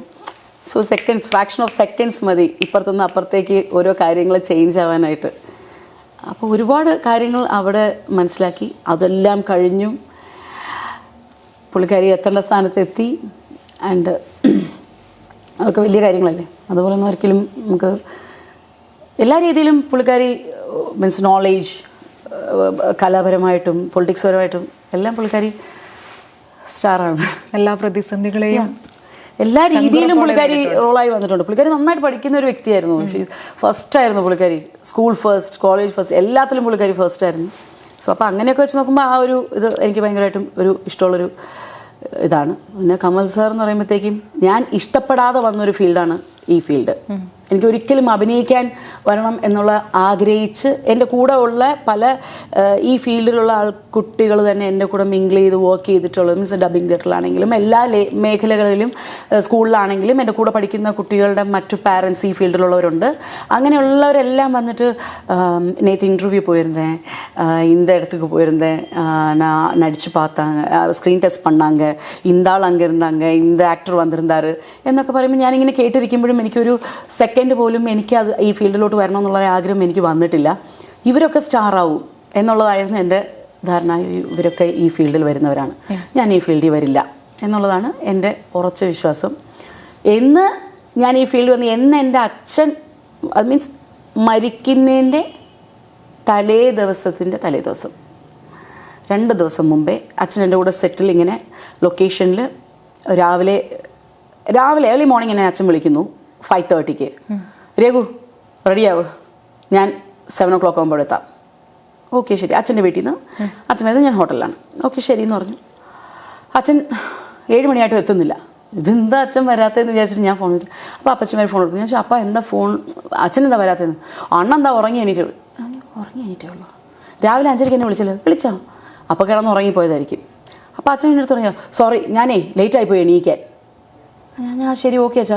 അച്ഛൻ ഫോൺ വയ്ക്കുന്നു, അച്ഛൻ റെഡി ആവുന്നു, ഹോട്ടലിലെത്തുന്നു, ഞങ്ങൾ വർക്കിന് വന്ന് കവടിയാർ ജംഗ്ഷനിൽ ഷൂട്ട് നടന്നുകൊണ്ടിരിക്കുന്നു. ഞാൻ ടേക്കിൽ നിൽക്കുന്നു. ഞാനിങ്ങനെ ക്യാമറ ഇങ്ങനെ നോക്കിക്കൊണ്ട് നിൽക്കുമ്പോഴത്തേക്കും ബിഹൈൻഡ് ദ ക്യാമറ ഞാൻ നോക്കുമ്പോൾ അച്ഛൻ്റെ ഷർട്ട് ഇങ്ങനെ ഓരോരുത്തരുടെ കൈമാറി പോകുന്നു.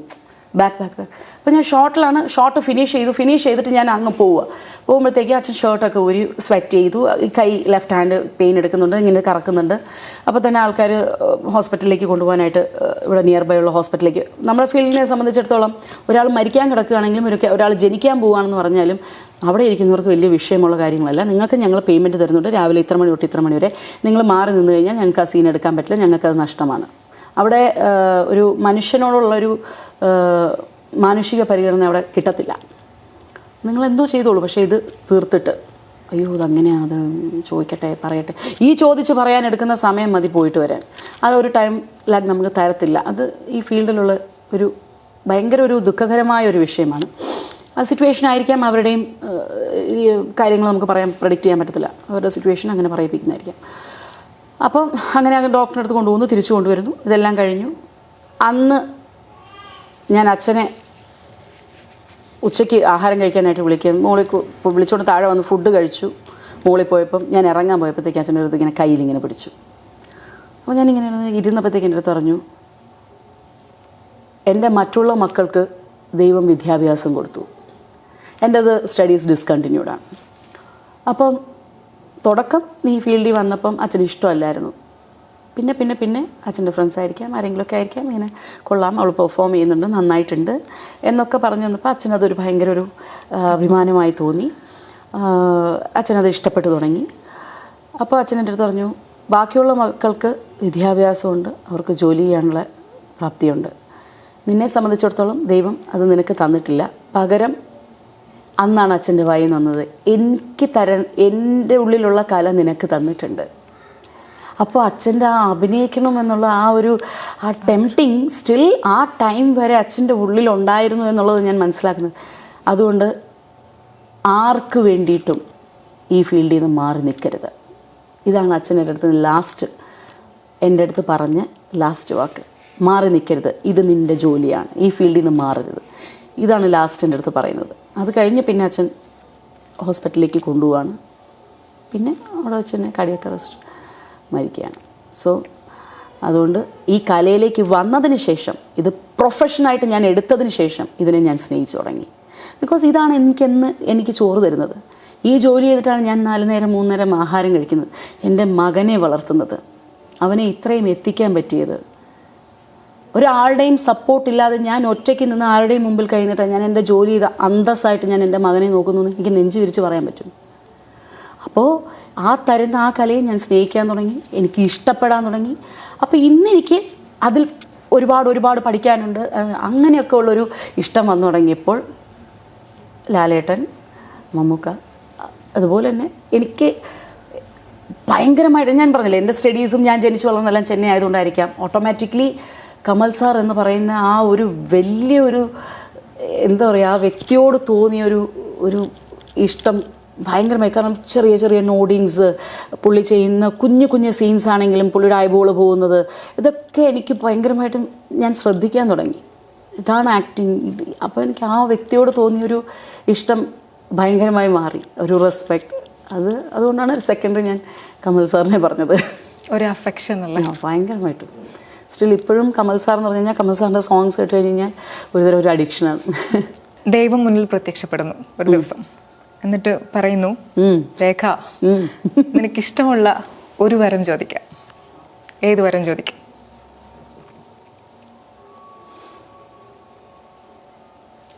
അച്ഛനെയും അമ്മയും തിരിച്ചറിയാൻ ചോദിക്കും. കാരണം ഇന്ന് എനിക്ക് ജോലി ചെയ്യാൻ പറ്റുന്നുണ്ട്. എനിക്ക് അവരെ ഇരുത്തി അവരെ നോക്കാനും അവർക്കിഷ്ടമുള്ള സാധനങ്ങൾ വാങ്ങിച്ചു കൊടുക്കാനും ഭക്ഷണം ഉണ്ടാക്കി കൊടുക്കാനും എല്ലാം എനിക്ക് പറ്റും. അവർ വർക്ക് ചെയ്തില്ലെങ്കിലും എനിക്ക് അവരെ പോറ്റാൻ പറ്റും. സോ അവരെ രണ്ടുപേരെയും തിരിച്ചറിയാൻ പറ്റും. എനിക്കിഷ്ടമായി. എന്നെയാണോ? എല്ലാം. ഓക്കെ, അത് പറയും. ഒരു കുഞ്ഞിനോട് പറയുന്നു, രേഖാ രതീഷിനെ ഒന്ന് എക്സ്പ്ലെയിൻ ചെയ്യാൻ, അല്ലെ കുഞ്ഞു വേണ്ട അയാനോട് പറയുന്നു, ആ മോനെ ഏത് രീതിയിലായിരിക്കും അമ്മയെ എക്സ്പ്ലെയിൻ ചെയ്യുക? Common woman. A common woman. ഇത് വൺ വേർഡിൽ പറയാനുള്ളതല്ല. അത്രേ ഉള്ളൂ. സാധാരണമായ അവൻ്റെ സാധാരണക്കാരിയായ ഒരു അമ്മ, അത്രേ ഉള്ളൂ. അതിലുപരി വേറെ ഒന്നും എന്നെക്കുറിച്ച് പറയാൻ അവനുണ്ടാവില്ലല്ലോ. എൻ്റെ അമ്മ നന്നായി കുക്ക് ചെയ്യും എന്ന് പറയും. എൻ്റെ അമ്മ ഭയങ്കര ലവബിളാണ്. എൻ്റെ അമ്മ ഭയങ്കര സെൻറ്റിയാണ്. ഇത്രയൊക്കെ തന്നെയുള്ളൂ. ഒരു സാധാരണ വീട്ടിലുള്ള ഏതൊരു അമ്മയെ പോലെ സാധാരണക്കാരിയായ ഒരമ്മ. അമ്മയുടെ ഈ ഒരു സെൻസിറ്റീവ്നെസ് ഒക്കെ മോന് നന്നായിട്ട് അറിയാം. നന്നായിട്ട് അറിയാം. പല സന്ദർഭങ്ങളിലും അവനാണ് എന്നെ ഇത് ചെയ്യുന്നത്. പല കാര്യങ്ങളും ഞാൻ അവനിൽ നിന്നും പഠിക്കാറുണ്ട്. ഞാൻ പറഞ്ഞില്ല, ചിലപ്പോൾ അവൻ പറയുന്ന ചില കാര്യങ്ങൾ ഞാൻ ചെയ്ത റോങ് ആണെങ്കിൽ ചിലപ്പോൾ എന്നെ അവൻ വന്നിട്ട് പറയും, ആക്ച്വലി അമ്മ അത് അങ്ങനെ പറയും. ഇപ്പം മേ ബി ഇന്ന് ഇവിടെ ഉണ്ടായിരുന്നെങ്കിൽ അവൻ ഏറ്റവും കൂടുതൽ ആദ്യം പറയുന്നത്, അമ്മയ്ക്ക് ആ ക്വസ്റ്റ്യൻ കട്ട് ചെയ്ത് പോകാമായിരുന്നു, അമ്മ എന്തിനത് എക്സ്പ്ലെയിൻ ചെയ്യാൻ തന്നെ ആ പ്രോഗ്രാമിനെ കുറിച്ചുള്ളത്. അങ്ങനത്തെ കാര്യങ്ങളൊക്കെ എടുത്ത് പറയും. പക്ഷെ എനിക്ക് തോന്നുന്നു അതിപ്പോ പറഞ്ഞത് എന്തുതന്നെയാലും നന്നായി. കാരണം ഒരുപാട് ആൾക്കാരുടെ മനസ്സിൽ അതിനെ നല്ല രീതിയിൽ എടുക്കുന്നവരും ഉണ്ടാകും, നല്ല രീതിയിൽ എടുക്കാത്തവരും ഉണ്ടാകും. ഞാൻ അതുകൊണ്ടാണ് ഞാൻ പറഞ്ഞത്, ഈ പറയുന്നതിനെ എങ്ങനെ വേണമെങ്കിലും അവർക്ക് വ്യാഖ്യാനിച്ചെടുക്കാം. അത് ഞാൻ കൂടുതലും എൻ്റെ മോൻ്റെ കാര്യത്തിൽ ഞാൻ അവൻ്റെ സ്കൂളോ കാര്യങ്ങളോ ഒന്നും അഫക്റ്റ് ആവാതിരിക്കണം. ഇതിന് മുമ്പ് ഇങ്ങനെ ഒരു സിറ്റുവേഷൻ ഉണ്ടായിട്ടുണ്ട്. ഇങ്ങനത്തെ തംബ്നെയിൽസ് ഇടുന്നത് കാരണം ഒരു കുട്ടി വന്ന് അവനോട് സംസാരിക്കുകയും അത് ഭയങ്കരമായിട്ടും ഇവർ തമ്മിലൊരു ബുദ്ധിമുട്ടുണ്ടാവുകയും വഴക്കുണ്ടാവുകയും. അപ്പോൾ ഈ സമൂഹം തന്നെയാണ് ഇങ്ങനെയൊക്കെ മറ്റുള്ളവരെ കുറിച്ച് സംസാരിച്ച് ഇത് പോയി ഈ ടോപ്പിക്സ് എല്ലാം അവർ സ്കൂളിൽ സംസാരിച്ച് അവർ തന്നെയാണ് ഒരു നെഗറ്റീവ് പേഴ്സണെയും ക്രിയേറ്റ് ചെയ്തെടുക്കുന്നത്. ഇത്രയും മറ്റുള്ളവർക്ക് നന്മകൾ ഉണ്ടാവണം, പോസിറ്റീവായിട്ട് പറയുന്ന ആൾക്കാരുണ്ട്, നെഗറ്റിവിറ്റി പറയുന്ന ആൾക്കാരോടും ഞാൻ പറയുന്നത് ഇവർ തന്നെയാണ് ഇതെല്ലാം ക്രിയേറ്റ് ചെയ്ത് കാണിച്ചു കൊടുക്കുന്നത്. പിന്നെ നമ്മൾ എന്ത് ചെയ്യാൻ പറ്റും? ആ ഒരു വ്യക്തിയെ പിന്നെ ആ ഒരു രീതിയിൽ മാത്രമേ വിലയിരുത്തൂ. അതെ, ഈ ഒരു പ്രോജക്റ്റിൽ നമ്മളൊരു നല്ല ക്യാരക്ടർ ചെയ്താൽ നമ്മൾ ഗുഡ് എന്ന് പറയും. നമ്മുടെ ലൈഫിൽ നമ്മളുള്ള കാര്യം തുറന്നു പറയുമ്പോൾ നമ്മൾ ബാഡ് എന്ന് പറയുന്നു, മോശക്കാരിയാണെന്ന് പറയുന്നു. ഇതേ ഒരു പൈസ ഉള്ളവൻ പറഞ്ഞാൽ അവൻ പറഞ്ഞാൽ കറക്റ്റാണ് എന്ന് പറയും. കാരണം അവിടെ മണി എന്ന് പറയുന്ന സാധനത്തിനാണ് അണ്ടർലൈൻ ഇട്ട് നിൽക്കുന്നത്. ഒരു കാശുള്ള ഒരുത്തൻ എന്ത് ഇത് ചെയ്തിട്ടും അവൻ്റെ അടുത്ത് ഇത് ഇങ്ങനെയല്ലടാന്ന് വെച്ചാൽ കൂടെയുള്ളവൻ പറയും അത് അങ്ങനെയായിട്ടാന്ന് പറയും, അല്ലേ? അതേ ഒരു കാശില്ലാത്തവൻ പറഞ്ഞു കഴിഞ്ഞാൽ അവനെന്തോ പറയുന്നത് അങ്ങനെയല്ല, അത് ഇങ്ങനെയാണ്, അവൻ പറഞ്ഞത് ശരിയല്ല. ചുമ്മാ ഇത് ജനം തന്നെയാണ് ഇങ്ങനെയെല്ലാം തിരിച്ചും പറഞ്ഞും പറയുന്നതെല്ലാം അവർ തന്നെയാണ്. അതുകൊണ്ടാണ് ഞാൻ ഒറ്റ വാക്കി പറഞ്ഞത്. അന്നത്തെ പ്രോഗ്രാമിൽ അവരെല്ലാം കട്ട് ചെയ്ത് എഡിറ്റ് ചെയ്ത് കാണിച്ചു. പല കാര്യങ്ങളും അതിൽ നടന്നതുണ്ട്. അതൊക്കെ ഞാനിരുന്ന് റിവീൽ ചെയ്യാനിരുന്ന് കഴിഞ്ഞാൽ ഇതെല്ലാം റിവീൽ ചെയ്തുകൊണ്ടിരിക്കേണ്ടി വരും. ഈ പ്രോഗ്രാം കഴിഞ്ഞ് ഇവരെല്ലാം എന്നെ കാണാൻ വന്നു, അന്ന് സോറി പറഞ്ഞു എന്ന് പറഞ്ഞു കഴിഞ്ഞാൽ ഈ ജനം വിശ്വസിക്കുമോ? ഇല്ല. ആ ഷോ അറ്റൻഡ് ചെയ്യണ്ടായിരുന്നു തോന്നിയിട്ടുണ്ടോ? തോന്നിയിട്ടുണ്ട്. കാരണം ഇത് ഞാൻ എൻ്റെ ഇഷ്ടപ്രകാരം ആ പ്രോഗ്രാമിൽ വന്നിരുന്നതല്ല. ഇത് സത്യം പറഞ്ഞു കഴിഞ്ഞാൽ ഒരു ഭാര്യയും ഭർത്താവും തമ്മിലുള്ളൊരു കുടുംബ വഴക്കിനെ ഇവർ അവരുടേതായ തെറ്റുകളെ മറച്ചു വെച്ച് ഇവർ രണ്ടുപേരും വളരെ നല്ല ഭംഗിയായിട്ട് എന്നെ ബ്ലെയിം ചെയ്ത് അവർ രണ്ടുപേരും ഹാപ്പിയായി. അത്രയേ ഉള്ളൂ. അതിന് എന്നാലും അപ്പോഴും ഞാനതിനെ പോസിറ്റീവായിട്ട് കാണുന്നു. ഞാനെന്ന് പറയുന്ന അന്ന് അവർ നെഗറ്റീവായിട്ട് കണ്ടാലും ഇന്ന് അവർ ഹാപ്പിയായിട്ട് ജീവിക്കുന്നുണ്ടല്ലോ, അല്ലേ? അപ്പോൾ അതിന് ഞാൻ നിമിത്തമായില്ലേ? അല്ലെങ്കിൽ അവർ അങ്ങനെ പിരിഞ്ഞു പോകേണ്ട ആൾക്കാർ ഇന്നും ഒരുമിച്ച് ജീവിക്കുന്നില്ലേ? ഗുഡ് തിങ് അല്ലേ ഇത്? അത്രയേ ഉള്ളൂ. അങ്ങനെയും കാണാം, അങ്ങനെയും വിലയിരുത്താം. ഇപ്പം ഞാൻ അതിനെ അങ്ങനെ കാണുന്നു. അവർ പിരിഞ്ഞു പോകാതെ ഇന്ന് ആ രണ്ട് മക്കൾക്ക് അച്ഛനും അമ്മയായിട്ട് അവർ ഇപ്പോൾ സ്റ്റിൽ ജീവിക്കുന്നുണ്ടെങ്കിൽ തെറ്റ് എന്ന് പറഞ്ഞൊരു സ്ഥലത്ത് നിന്നും അവർ റൈറ്റിലേക്ക് എത്താൻ ഒരു നിമിത്തമായത് ഞാനായി. അവിടെ ദൈവം എനിക്ക് നന്മ തരുന്നെങ്കിൽ തന്നോട്ടെ, അത്രയേ ഉള്ളൂ. ആ നന്മ മാത്രം ഞാൻ എടുക്കുന്നു. പേഴ്സണലി പറയുകയാണെങ്കിൽ ആ ഷോ ഞാനും കണ്ടിട്ടുണ്ടായിരുന്നു. വളരെ മോശമായിട്ട് എന്നെ തെറ്റിദ്ധരിച്ചായിരുന്നു. ഞാൻ വളരെ മോശക്കാരിയാണെന്ന് വിചാരിച്ചായിരുന്നു. ഇപ്പോൾ തോന്നുന്നുണ്ടല്ല എന്ന്. ഇതൊക്കെ ഞാൻ കുറേ പേരുടെ അടുത്ത് കേട്ട് മടുത്തു. ഇപ്പൊ അല്ല തോന്നിയത്, അത് കുറച്ച് മുന്നേ അത് തോന്നി. Okay, thank you. അത് കൂടുതൽ ഹൂവർ ഇറ്റ് ഈസ്, നമ്മളൊരാളെ നമ്മൾ മോശം വാക്ക് പറയുന്നതിന് മുമ്പോ അല്ലെങ്കിൽ അവർ തെറ്റാണെന്ന് പറയുന്നതിന് മുമ്പോ അവരുമായിട്ട് എപ്പോഴെങ്കിലും ഒന്ന് മിങ്കിൾ ചെയ്യാൻ ഒരു 10 മിനിറ്റോ ഒരു അരമണിക്കൂറോ സമയം കിട്ടിയാൽ അവരെ മനസ്സിലാക്കാനുള്ള സമയം നിങ്ങൾക്ക് കിട്ടും. അല്ലാതെ ഒരു ടി വിയിൽ കാണിക്കുന്നതോ അല്ലെങ്കിൽ അതിപ്പോൾ എന്നെന്നല്ല ആരെയായാലും ഓരോരുത്തർക്കും ഓരോ വേർഷൻസ് ഉണ്ടാവും. അത് കേൾക്കുമ്പോഴോ അവരെ തിരിച്ചറിയുമ്പോഴോ മാത്രമേ അവർ നല്ലതാണോ ചീത്തയാണോ എന്നൊക്കെ അടുത്തറിയൂ. വന്നിരുന്ന് സംസാരിച്ച് മനസ്സിലാക്കൂ, എന്നിട്ട് വിലയിരുത്തൂ. മറ്റൊരാളുടെ അല്ലാതെ ആരോ ഒരുത്തൻ അവൻ്റെ പ്രോഗ്രാം ഹിറ്റാകാൻ വേണ്ടി അവൻ്റെ ചാനലിന് വേണ്ടിയിട്ട് അവൻ സൃഷ്ടിച്ചല്ല ഒരു പ്രോഗ്രാം ഒരു ജീവിതത്തിൽ സംഭവിക്കുന്ന ഒരു സാധനത്തിനെടുത്ത് അവനൊരു കണ്ടൻറ്റാക്കി നിങ്ങളുടെ മുമ്പിലേക്ക് അവൻ കുറേ മ്യൂസിക്കും കുറേ ഷോയും കാണിച്ച് ഇറക്കി വിടുമ്പോൾ ഇതെൻ്റെ എന്നല്ല ഒരുപാട് പേർക്ക് ഇങ്ങനെ സംഭവിച്ചിട്ടുണ്ട്. അപ്പം അതവരുടെ ഇൻകമാണ്, അതതിന് വേണ്ടിയിട്ട് അവർ വർക്ക് ചെയ്തു, അത്രയേ ഉള്ളൂ. ഒരാളെ വെച്ച് ഒരാൾ സമ്പാദിച്ചു. ഒരാളെ ഒരിക്കലും മറ്റൊരാളുടെ വായിൽ നിന്ന് അറിയാൻ ശ്രമിക്കാതിരിക്കുക. ഡെഫിനറ്റ്ലി ഞാനതാ പറയുന്നത്. എപ്പോഴും നിങ്ങൾ നമ്മളെ അടുത്ത് വന്ന് സംസാരിച്ച് നിങ്ങൾ നമ്മളെ മനസ്സിലാക്കും. അപ്പോൾ നിങ്ങൾക്ക് മനസ്സിലാക്കാൻ പറ്റും. ഈ കുത്തിത്തിരിപ്പുണ്ടാക്കുന്നവരെയും അപ്പുറത്ത് നിന്ന് പറയുന്നവരെയും ഇപ്പുറം മാറുമ്പോൾ അപ്പുറം പോയി നിന്ന് വെച്ചിട്ട് കമൻറ്റ് ചെയ്തിട്ട് പോകുന്നവരെയും അങ്ങനെയല്ല, നമ്മൾ നേരിട്ട് വരൂ, സംസാരിക്കൂ. അപ്പോൾ അങ്ങനെ ഒരു അവസരം കിട്ടുമ്പോൾ നിങ്ങൾക്ക് ഒരു ആളെ നമുക്ക് കുറച്ചും കൂടെ അടുത്ത് നമുക്ക് മനസ്സിലാക്കാൻ പറ്റും. അല്ലെങ്കിൽ ചുമ്മാ വേറെ ഇരുന്ന് എവിടെയെങ്കിലും ഇരുന്നൊന്ന് കമൻറ്റ് ചെയ്തിട്ട് പോകുന്നില്ലല്ലോ. ആ ഓരോ കമൻസും മറ്റൊരാളുടെ മനസ്സിനെ എത്രത്തോളം വേദനിപ്പിക്കുന്നവർ ആദ്യമൊക്കെ ഭയങ്കര പെയിൻഫുൾ ആയിട്ടൊക്കെ തോന്നിയിട്ടൊക്കെ ഉണ്ട്. പിന്നെ നമ്മൾ എന്തിനാണ് ഇതൊക്കെ നോക്കിക്കൊണ്ടിരിക്കുന്നത്? നമ്മൾ അധ്വാനിക്കുന്നു. ഞാൻ രാവിലെ തൊട്ട് വൈകുന്നേരം വരെ പോയി കഷ്ടപ്പെട്ട് ജോലി ചെയ്ത് എൻ്റെ ചോര നീരാക്കി ഞാൻ അധ്വാനിച്ച് കൊണ്ടുവരുന്ന പൈസയിൽ ഞാൻ ജീവിക്കുന്നു. ഒരാൾ വന്ന് കമൻറ്റ് ചെയ്തിട്ട് പോയി എന്ന് പറഞ്ഞാൽ ഞാൻ എന്തിനാ വിഷമിക്കേണ്ട ആവശ്യം? അല്ലെങ്കിൽ അത് കേട്ടിട്ട് പോയി ആത്മഹത്യ ചെയ്യാൻ നിൽക്കുന്നു അല്ലേ? എത്രയോ പേരുണ്ട് ഇതിങ്ങനെയൊക്കെ ചെയ്യുന്നത്. എനിക്ക് ദൈവം തന്ന ജന്മം എനിക്ക് ദൈവം തിരിച്ചെടുക്കുമ്പോൾ ഞാൻ പോകും. എനിക്ക് അതിൻ്റെ നടുക്ക് പല പ്രതിസന്ധികളും ഞാൻ ചിലപ്പോൾ നേരിട്ടുവന്നിരിക്കും. അതെനിക്ക് ദൈവം തരുന്ന ടാസ്ക്കായിട്ട് ഞാൻ വിചാരിക്കും. അതിനെ അതിജീവിച്ച് ഞാൻ മുമ്പോട്ട് പോവുക എന്നുള്ളത് എൻ്റെ വിൽ പവർ. ഞാൻ പോകുന്നു. എൻ്റെ ടൈം കഴിഞ്ഞു ഭൂമിയിൽ, നീ തിരിച്ചു വരാറായി എന്ന് പറയുമ്പോൾ തന്നെ വിളിക്കും, അപ്പം ഞാൻ പോയിക്കോളൂ. അതിനിടയ്ക്ക് ഇനി ആര് വന്ന് എന്ത് പറഞ്ഞാലും ഇതിലൂടെ കേട്ട് ഞാൻ ഇതിലൂടെ കളഞ്ഞേച്ച് പോകും. അത്രേ ഉള്ളൂ. മനസ്സിൽ ഒളിപ്പിച്ചു വെച്ചിട്ടുള്ള ഒരു മനോഹരമായ സ്വപ്നം ഉണ്ടാവില്ലേ? നല്ലൊരു ഹസ്ബൻഡ്, നല്ല ലൈഫ്, മക്കൾ, ഒരു 5 മക്കളെങ്കിലും വേണം. അങ്ങനെയൊക്കെയുള്ളൊരു കോൺസെപ്റ്റൊക്കെ മനസ്സിലുണ്ടായിരുന്നു. ഇപ്പം അങ്ങനെയൊന്നുമില്ല. ഇപ്പോൾ അയാനുമായിട്ട് ഹാപ്പി ആയിട്ട് ജീവിക്കുക, അവൻ്റെ കാര്യങ്ങൾ ചെയ്തു കൊടുക്കുക, അങ്ങനെ പോവുക. ഉള്ള ലൈഫ് ഹാപ്പി ആയിട്ട് സിംഗിളായിട്ട്. ഇപ്പോഴാണ് സത്യം പറഞ്ഞു കഴിഞ്ഞാൽ ജീവിതം മനോഹരം. സീരിയസ്ലി ഇപ്പോൾ ഇങ്ങനെ ഇതിൽ ആയി കഴിഞ്ഞപ്പോൾ ഇപ്പോൾ തോന്നുന്നുണ്ട് ഏറ്റവും നല്ല ജീവിതം ഞാനാണിപ്പോൾ ജീവിക്കുന്നത്. കാരണം നമ്മളെ വന്ന് നിന്ന് ഉറങ്ങാൻ സമ്മതിക്കാതെ നമ്മളെ ടോർച്ചർ ചെയ്യാൻ ആൾക്കാരില്ല. നമുക്ക് നമ്മുടെ കാര്യങ്ങൾ ചെയ്യാം. പക്ഷേ എപ്പോഴും നമ്മൾ നമ്മുടേതായ ഒരു കോളത്തിനകത്ത് നിൽക്കുക. നമുക്ക് മീൻസ് ഞാൻ പറയുന്നത് ഭയങ്കരമായിട്ട് ഫ്രീഡം അങ്ങനെയല്ല. നമ്മൾക്ക് നമ്മൾ കാര്യങ്ങൾ ചെയ്ത് നമ്മൾ എലഗൻ്റായിട്ട് നമുക്ക് പോകാൻ പറ്റുന്ന രീതിയിൽ നമ്മൾ ജീവിക്കുക. അതിൽ കിട്ടുന്ന സന്തോഷം ഭയങ്കരമാണ്. ഒരുപാട് പേരുണ്ട്. എനിക്ക് ഇൻസ്റ്റ തുറന്നു കഴിഞ്ഞ് കഴിഞ്ഞാൽ ഒരുപാട് പേരെ ആശ്വസിപ്പിക്കാനാണ് ദിവസവും എനിക്ക് കുറേ സമയം പോകുന്നത്. ചേച്ചി എനിക്ക് ഇങ്ങനെ പ്രശ്നമുണ്ട്, അങ്ങനെ പ്രശ്നമുണ്ട്, അവരോടുകൂടെ ഒക്കെ ചാറ്റ് ചെയ്യുക, അവർക്ക് കുറച്ച് മോട്ടിവേഷൻ കൊടുക്കുക. ഞാൻ എപ്പോഴും എല്ലാവരോടും പറയും, നമ്മളുടെ ഹാപ്പിനെസ് നമ്മൾ കണ്ടത്. ഈ സിംഗിൾ പാരൻ്റായിട്ടുള്ള ഒരുപാട് പേരുണ്ട്. ആണുങ്ങളായാലും പെണ്ണുങ്ങളായാലും ആരായാലും ഈ സിറ്റുവേഷൻ ലൂടെ നടന്നു പോകുന്നവർ മനസ്സിലാക്കുക, അയ്യോ ഇല്ലല്ലോ, അയ്യോ ഉണ്ടായിരുന്നെങ്കിൽ എന്നുള്ളതല്ല. ഇതെനിക്ക് തന്നല്ലോ, ഇപ്പോൾ ഞാൻ ഹാപ്പിയാണോ, എനിക്കിന്ന് ഞാൻ ഭക്ഷണം കഴിക്കാൻ, എനിക്ക് വയറ് നിറയെ എനിക്ക് ഇഷ്ടമുള്ള ഭക്ഷണം കഴിക്കാൻ പറ്റുന്നുണ്ടോ, ഞാൻ ഹാപ്പി ആയിട്ടിരിക്കുന്നുണ്ടോ? യെസ്. ഇത്രയും നമുക്ക് കുടിക്കാൻ നല്ല വെള്ളം കിട്ടുക, കഴിക്കാൻ നല്ല ഭക്ഷണം കിട്ടുക, രുചിക്കുള്ളത്. അതൊരു ചമ്മന്തിയും ചോറും ആണെങ്കിലും അത് ടേസ്റ്റി ആയിരിക്കണം അല്ലേ? അങ്ങനെയല്ലേ ആഗ്രഹിക്കുന്നത്. അതുപോലെ പോവുക. അപ്പോൾ നമുക്ക് തന്നെത്താനെ സന്തോഷങ്ങൾ വരും.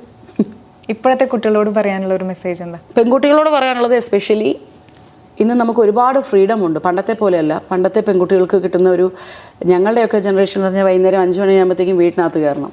ഇന്ന് നിങ്ങൾക്ക് അതിനേക്കാൾ കൂടുതൽ രാത്രി 10 മണിയായാലും വീട്ടിൽ കയറാത്ത കുട്ടികളുണ്ട്. അപ്പോൾ നിങ്ങൾക്ക് കിട്ടിയേക്കുന്ന ഫ്രീഡം നിങ്ങൾ മിസ്യൂസ് ചെയ്യാതിരിക്കുക, ഹാപ്പി ആയിട്ടിരിക്കുക. പുറത്ത് പോകണ്ട എന്നല്ല പറഞ്ഞത്, പോവുക, എൻജോയ് ചെയ്യുക, നിങ്ങൾ നിങ്ങളെ സൂക്ഷിക്കുക, ഹാപ്പി ആയിട്ട് ജീവിക്കുക, പാരൻസിനെ വിഷമിപ്പിക്കാതിരിക്കുക. പല സ്ഥലങ്ങളിലും ഹോസ്റ്റൽസിലൊക്കെ പോയി നിന്നിട്ട് ഞാൻ എന്നും കാണാറുണ്ട് ട്രിവാൻഡ്രത്ത്. ചില സമയങ്ങളിൽ വൈകുന്നേരം തട്ട് കഴിക്കാൻ പോകുമ്പം തട്ടുകടയുടെ സൈഡിൽ കൂടെ പെൺകുട്ടികൾ, എടുത്ത് പറയുന്നില്ല, ഇപ്പം അറിയാവുന്ന കാര്യങ്ങളാണ് എല്ലാവർക്കും, ഡ്രഗ്സൊക്കെ യൂസ് ചെയ്യുക, അങ്ങനെയൊക്കെ ഇരിക്കുന്നത്. അതൊക്കെ കഴിവതും ഒന്ന് അവോയ്ഡ് ചെയ്യുക. ആരെന്ന് പോലും അറിയാത്ത ആമ്പിള്ളേരെ മുതൽ ഫ്രണ്ട്സ് ആയിരിക്കാം, ചാരി കിടന്ന് ബോധമില്ലാതെ കിടക്കുക. നിങ്ങളെ വിശ്വസിച്ച് നിങ്ങളുടെ പാരൻസ് ഹോസ്റ്റൽ എടുത്ത് തന്ന് ഇവിടെ നിർത്തുന്നത് നിങ്ങൾ പഠിക്കാനും നിങ്ങൾക്ക് നല്ലൊരു ലൈഫ് ഉണ്ടാകാൻ വേണ്ടിയിട്ടാണ്. ഇന്ന് ചെയ്തു തരാൻ പാരൻസ് ഉണ്ട്, നാളെ അവരില്ലാതാവുമ്പോഴേ അതിൻ്റെ വിഷമം മനസ്സിലാക്കത്തുള്ളൂ. സോ അതുകൊണ്ട് അങ്ങനെ എന്തെങ്കിലുമൊക്കെ തെറ്റായ രീതിയിൽ ചെയ്യുന്ന കുട്ടികളുണ്ടെങ്കിൽ തിരുത്തുക, ഒന്നിരുന്ന് ആലോചിക്കുക, നല്ല ലൈഫിലേക്ക് നീങ്ങുക. Thank you. പുതിയ പ്രോജക്ട്സിനെ പറ്റി ഒന്ന് പറയൂ. പുതിയ പ്രോജക്ട്സ് എന്ന് പറയുന്നത് ഇപ്പോൾ പ്രസൻ്റ്ലി മലയാളത്തിലൊന്നും കമ്മിറ്റ് ആയിട്ടില്ല. വേറെ 2-3 ഭാഷകളിൽ പ്രോജക്ട്സ് ഇങ്ങനെ നിൽക്കുന്നുണ്ട്. കൺഫർമേഷൻ വന്നിട്ടില്ല. സോ ആവുകയാണെങ്കിൽ അതിലേക്ക് പോകുന്നതായിരിക്കും. ഇപ്പോൾ ചെയ്തുകൊണ്ടിരിക്കുന്നത്? ഇപ്പോൾ പ്രസൻ്റ്ലി ചെയ്ത ഭാവന തീർന്നു. ഇനിയിപ്പോൾ ഇപ്പോൾ ഈ മാസം തീർന്നേ ഉള്ളൂ ഷൂട്ട്. സോ ഇനിയിപ്പോൾ പുതിയ പ്രോജക്ട്സിലേക്ക് നല്ല ക്യാരക്ടേഴ്സ് വരട്ടെ എന്നുള്ളൊരു ആഗ്രഹമുണ്ട്. അതിലേക്ക് പോകാം. ഹെൽത്ത് കോൺഷ്യസ് ആണ്, ബ്യൂട്ടി കോൺഷ്യസ് ആണ്? ബ്യൂട്ടി കോൺഷ്യസ് അല്ല, ഹെൽത്ത് കോൺഷ്യസ് ആണ്. എങ്ങനെയാണ് വർക്കൗട്ട്, അത്യാവശ്യം പ്രോട്ടീൻ ഫുഡ്സ് എടുക്കുക, വർക്കൗട്ട് ചെയ്യുക, ഹെൽത്തി ആയിട്ടിരിക്കാൻ മാക്സിമം ശ്രമിക്കുന്നുണ്ട്. കാരണം അയാനും ഞാൻ മാത്രമല്ലേ ഉള്ളൂ. അതുകൊണ്ടാണ് ആ ഹെൽത്തി ആയിട്ടിരിക്കാനുള്ള ഒരു പ്രിക്കോഷൻ എൻ്റെ ഉള്ളിൽ വന്നു തുടങ്ങിയത്. കാരണം ഞാൻ നേരെ നിന്നാലേ അവനൊരു പ്രായം എത്തുന്നവരെ ഞാൻ ഉണ്ടാവണം. അതുകൊണ്ട് ഞാൻ ഹെൽത്ത് കോൺഷ്യസ് ആയി. അതാണ് അതിൻ്റെ ബേസ് കറക്റ്റ്. സോ വർക്കൗട്ട് ചെയ്യുക, വർക്കൗട്ട് ചെയ്ത് നിങ്ങൾ നിങ്ങളുടെ ഹെൽത്ത് നോക്കുക. അല്ലാതെ പല സാധനങ്ങളും വാങ്ങിച്ച് കഴിച്ചാൽ കുറയും, കുടിച്ചാൽ കുറയും, അങ്ങനെ കാര്യങ്ങളിലേക്ക് പോകാതിരിക്കുക. അതൊക്കെ വലിയ വലിയ ആപത്തുകളിലേക്ക് പോയി മാറും. സോ അങ്ങനെയുള്ള കാര്യങ്ങൾ ചെയ്യാതിരിക്കുക. പകരം വർക്കൗട്ട് ചെയ്യുക. 1 മണിക്കൂറെങ്കിലും, കുറഞ്ഞ 40 മിനിറ്റെങ്കിലും നിങ്ങൾ വർക്കൗട്ടിന് വേണ്ടി മാറ്റി വയ്ക്കുക. ഒരു ദിവസത്തിൽ ഹെൽത്തി ആയിട്ട് ജീവിക്കാൻ പറ്റും, ഹാപ്പി ആയിട്ട് ജീവിക്കാം. അതെ. എന്തായാലും താങ്ക് യു സോ മച്ച്. ഇത്രയും നേരം ഞങ്ങളുടെ കൂടെ ചെലവഴിച്ചതിന് ഒരുപാട് കാര്യങ്ങൾ ചേച്ചിയിൽ നിന്ന് മനസ്സിലാക്കാൻ കഴിഞ്ഞു. ഈ ജീവിതത്തിൽ എല്ലാ ഐശ്വര്യങ്ങളും ഉണ്ടാവട്ടെ. Thank you so much. മോൻ്റെ കൂടെ ഒരുപാട് കാലം സ്നേഹത്തോടെ സന്തോഷത്തോടെ ജീവിക്കാനായിട്ട് സർവേശ്വരൻ അനുഗ്രഹിക്കട്ടെ. Thanks a lot. ആൻഡ് വലിയൊരു താങ്ക്സ് മീഡിയ ഭാരതിന്. എസ്പെഷ്യലി ഞാൻ എടുത്ത് പറയുമ്പോൾ നിങ്ങൾക്ക് തോന്നും ഞാൻ മീഡിയ ഭാരതിനെ പൊക്കി പറയാൻ വേണ്ടി. ഒബ്വിയസ്ലി ഞാൻ മീഡിയ ഭാരതിനെ പൊക്കി പറയാൻ വേണ്ടി തന്നെയാണ് പറയുന്നത്. അങ്ങനെ തന്നെ കണ്ടാൽ മതി. ബിക്കോസ് ഇത് എൻ്റെ അച്ഛൻ്റെ ഫ്രണ്ടിൻ്റെ മീഡിയ ആണ്. സോ അതുകൊണ്ട് തന്നെ അതിലൊരു സന്തോഷമുണ്ട് അത് പങ്കുവയ്ക്കാൻ പറ്റിയതിൽ. അതുകൊണ്ട് തന്നെയാണ് ഇവിടെ വന്നിരുന്നതും ഇത്രയും കാര്യങ്ങൾക്ക് ഞാൻ ആൻസർ ചെയ്തതും. ഇല്ലെങ്കിൽ ഒരിക്കലും എൻ്റെ മകന് വേണ്ടി ഒരു ഇൻ്റർവ്യൂസും ഞാൻ അറ്റൻഡ് ചെയ്യത്തില്ലായിരുന്നു. അപ്പോൾ ഇത് ഞാൻ വന്നത് എൻ്റെ ഫാമിലിയാണിത്. സോ അതുകൊണ്ട് വത്സേച്ചിക്ക് വേണ്ടിയും സൈത്തേട്ടന് വേണ്ടിയിട്ടും ഈ ഒരു ഇൻ്റർവ്യൂ ഞാൻ അറ്റൻഡ് ചെയ്യാൻ വന്നു. അതിൽ ഞാൻ ഭയങ്കര ഹാപ്പിയാണ്. നല്ല ക്വസ്റ്റ്യൻസാണ് എനിക്ക് തന്നത്. ആൻഡ് മീഡിയ ഭാരത് ഇനിയും ഒരുപാട് ഉയരങ്ങളിലേക്ക് എത്തട്ടെ. ഒപ്പം ഞങ്ങളെല്ലാവരും ഉണ്ടാവും. So thank you so much എല്ലാവർക്കും. Thank U.